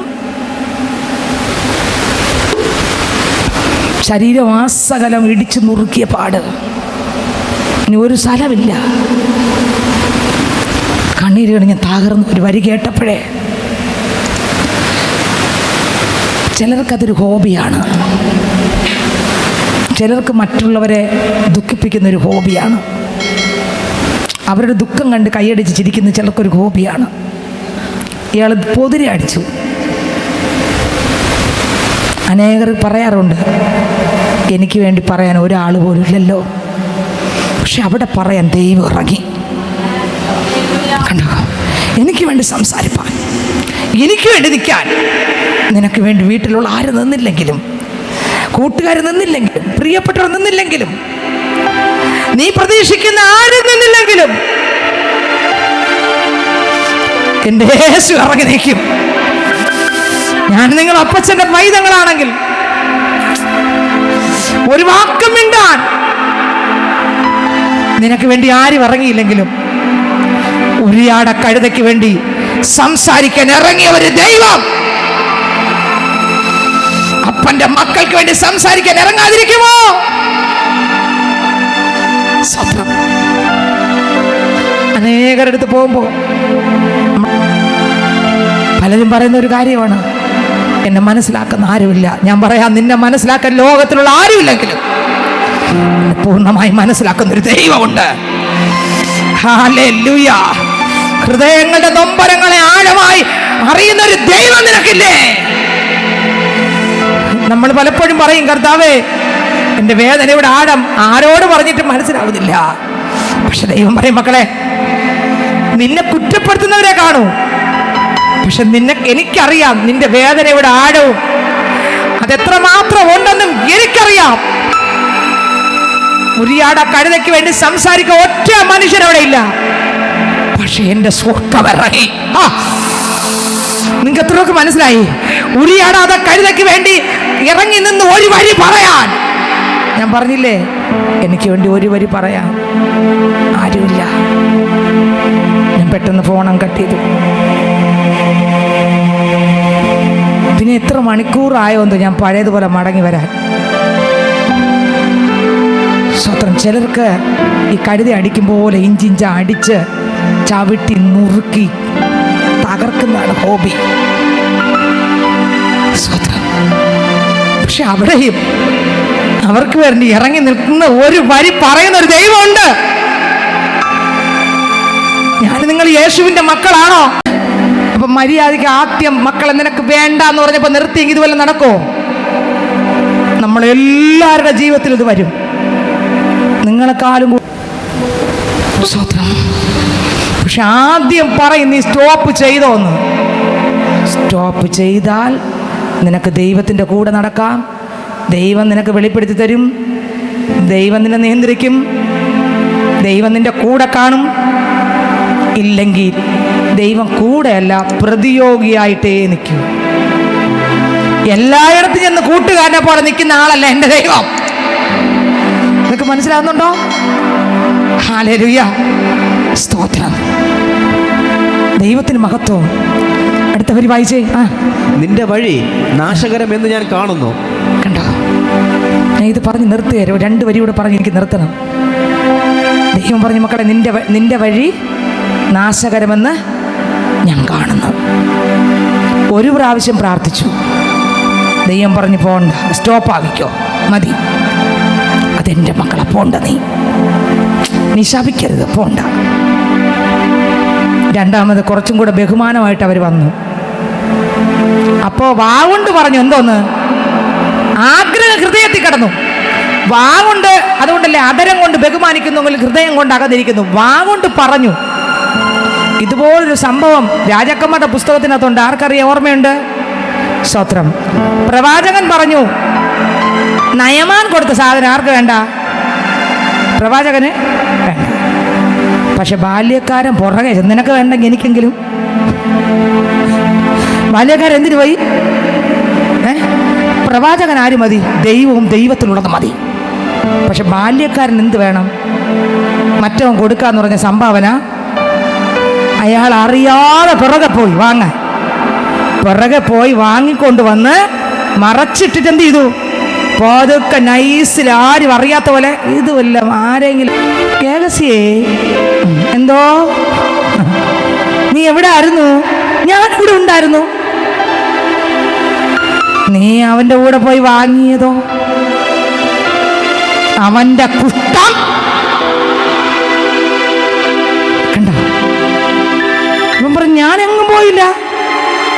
കേട്ടോ, ചിലത് പൊട്ട കള്ളമൊക്കെ പറയും. ഇതെല്ലാം ദൈവത്തിൻ്റെ മുമ്പിൽ എല്ലാം നഗ്നവും മലർന്നതും. സ്വത്രം. ഇയാൾ തേരെ തിരിച്ചു വന്ന് അടുത്ത് പ്രവാചകൻ പറഞ്ഞു, അവൻ്റെ കുഷ്ഠം, അതോടെ കൊതി. സ്തോത്രം. ഇവിടെ ഇതാ ബിലയാമിനോട് പറഞ്ഞു, നിന്റെ വഴി വായിച്ചേ, വരി ഒന്നുകൂടെ വായിച്ചേ. നിന്റെ വഴി നാശകരമെന്ന് ഞാൻ കാണുന്നു. നോയിക്കേ, നിന്റെ വഴി നാശകരമെന്ന് കാണുന്നു. ഇവൻ ദൈവത്തിൽ ജീവിച്ചവനാണ്, ദൈവത്തിൽ നടന്നവനാണ്. വഴി നാശകരമായി കണ്ടു. ദൈവം പറഞ്ഞു കൊടുത്തു. എന്നിട്ടും ബിലയാമിനെ താഴോട്ട് നിങ്ങൾ വീട്ടിൽ പോയി വായിച്ചാൽ മതി. സഹോദരങ്ങളെ, മനുഷ്യരെയോ ദൈവത്തെയോ പ്രസാദിപ്പിക്കുന്നത്, ദൈവത്തെ പ്രസാദിപ്പിക്കാൻ ഒറ്റ വഴിയേ ഉള്ളൂ. യേശു കർത്താവ് എൻ്റെ അകത്ത് നിറയുക, ഞാൻ കാറ്റായി മാറുക. കാറ്റിന് കർത്താവിൻ്റെ ഹിതപ്രകാരം കൊണ്ടുപോകും. കാറ്റായി മാറിയ എൻ്റെ രാജ്യം മൊത്തം ഇടിയും, ദൈവത്തിൻ്റെ രാജ്യം മാത്രം വരും. നിക്കോദോമസിനോട് പറഞ്ഞു, 3-ാം അധ്യായം, യോഹന്നാന്റെ സുവിശേഷം 3-ാം അധ്യായത്തിനകത്ത്, വീണ്ടും ജനിക്കാത്ത ഒരുത്തൻ എവിടെ എത്തത്തില്ല. അപ്പോൾ വീണ്ടും ജനന എന്തെന്ന് നിക്കോദോമസിനെ അറിഞ്ഞുകൂടാത്തതുകൊണ്ട് കർത്താവ് പറഞ്ഞു കൊടുത്തു, സ്വത്ര കാറ്റ് ഇഷ്ടമുള്ളിടത്ത് തോന്നുന്നു, അതെവിടെ നിന്നെന്നോ എങ്ങോട്ടെന്നോ അറിയാത്തതുപോലെ ആത്മാവിൽ ജനിച്ചവനെല്ലാം കാറ്റ് പോലെയാകുന്നു. ഈ കാറ്റ് എപ്പോഴും അപ്പൻ്റെ ചലനത്തിന് ഒത്തവണ്ണം പോകും. കാറ്റെപ്പോഴും ആരുടെ ചലനത്തിന് ഒത്തവണ്ണം പോകും? അപ്പൻ്റെ ഇഷ്ടത്തിന് കൊണ്ടു നടന്ന് അപ്പൻ ചെയ്യിപ്പിക്കുന്നതിന് മാത്രമേ പ്രസാദമുള്ളൂ. നമ്മൾ ആരെ പ്രസാദിപ്പിക്കും? ദൈവത്തെ പ്രസാദിപ്പിക്കണമെങ്കിൽ ഈ ഒരു വഴിയേ ഉള്ളൂ. മനുഷ്യനെ പ്രസാദിപ്പിക്കാൻ ഇതൊന്നും വേണ്ട. ദൈവത്തെ പ്രസാദിപ്പിക്കണമെങ്കിൽ ദൈവം എന്നിൽ നിറയുകയും വീണ്ടും ജന്മം പ്രാപിക്കുകയും ഞാൻ തകരുകയും എൻ്റെ രാജ്യം ഇടിയുകയും ക്രിസ്തുവിൻ്റെ രാജ്യം എന്നിൽ നിറയുകയും ഞാൻ എപ്പോൾ എങ്ങനെ കർത്താവിന് കൊണ്ടുപോകണമോ അതുപോലെ ഉപയോഗിക്കാൻ പറ്റുന്ന ഒരു കാറ്റായി അപ്പൻ്റെ കയ്യിലെത്തുമ്പോൾ അപ്പന് പ്രസാദമുള്ളത് മാത്രം എന്നിലൂടെ വരും. അല്ലാതെ ഒരിക്കലും അപ്പനെ നിങ്ങൾക്ക് മനസ്സിലായെന്ന് എനിക്കറിഞ്ഞൂടാ. അപ്പനെ പ്രസാദിപ്പിക്കുന്ന ഒരു വരിക. ബിലയാം ദൈവം ഇറങ്ങി നിന്ന് പറഞ്ഞിട്ടും ആലോചന തെറ്റിച്ചു. നമ്മൾ ഏത് തിരഞ്ഞെടുക്കും? മനുഷ്യനെ പ്രസാദിപ്പിക്കണമോ ദൈവത്തെ പ്രസാദിപ്പിക്കണമോ?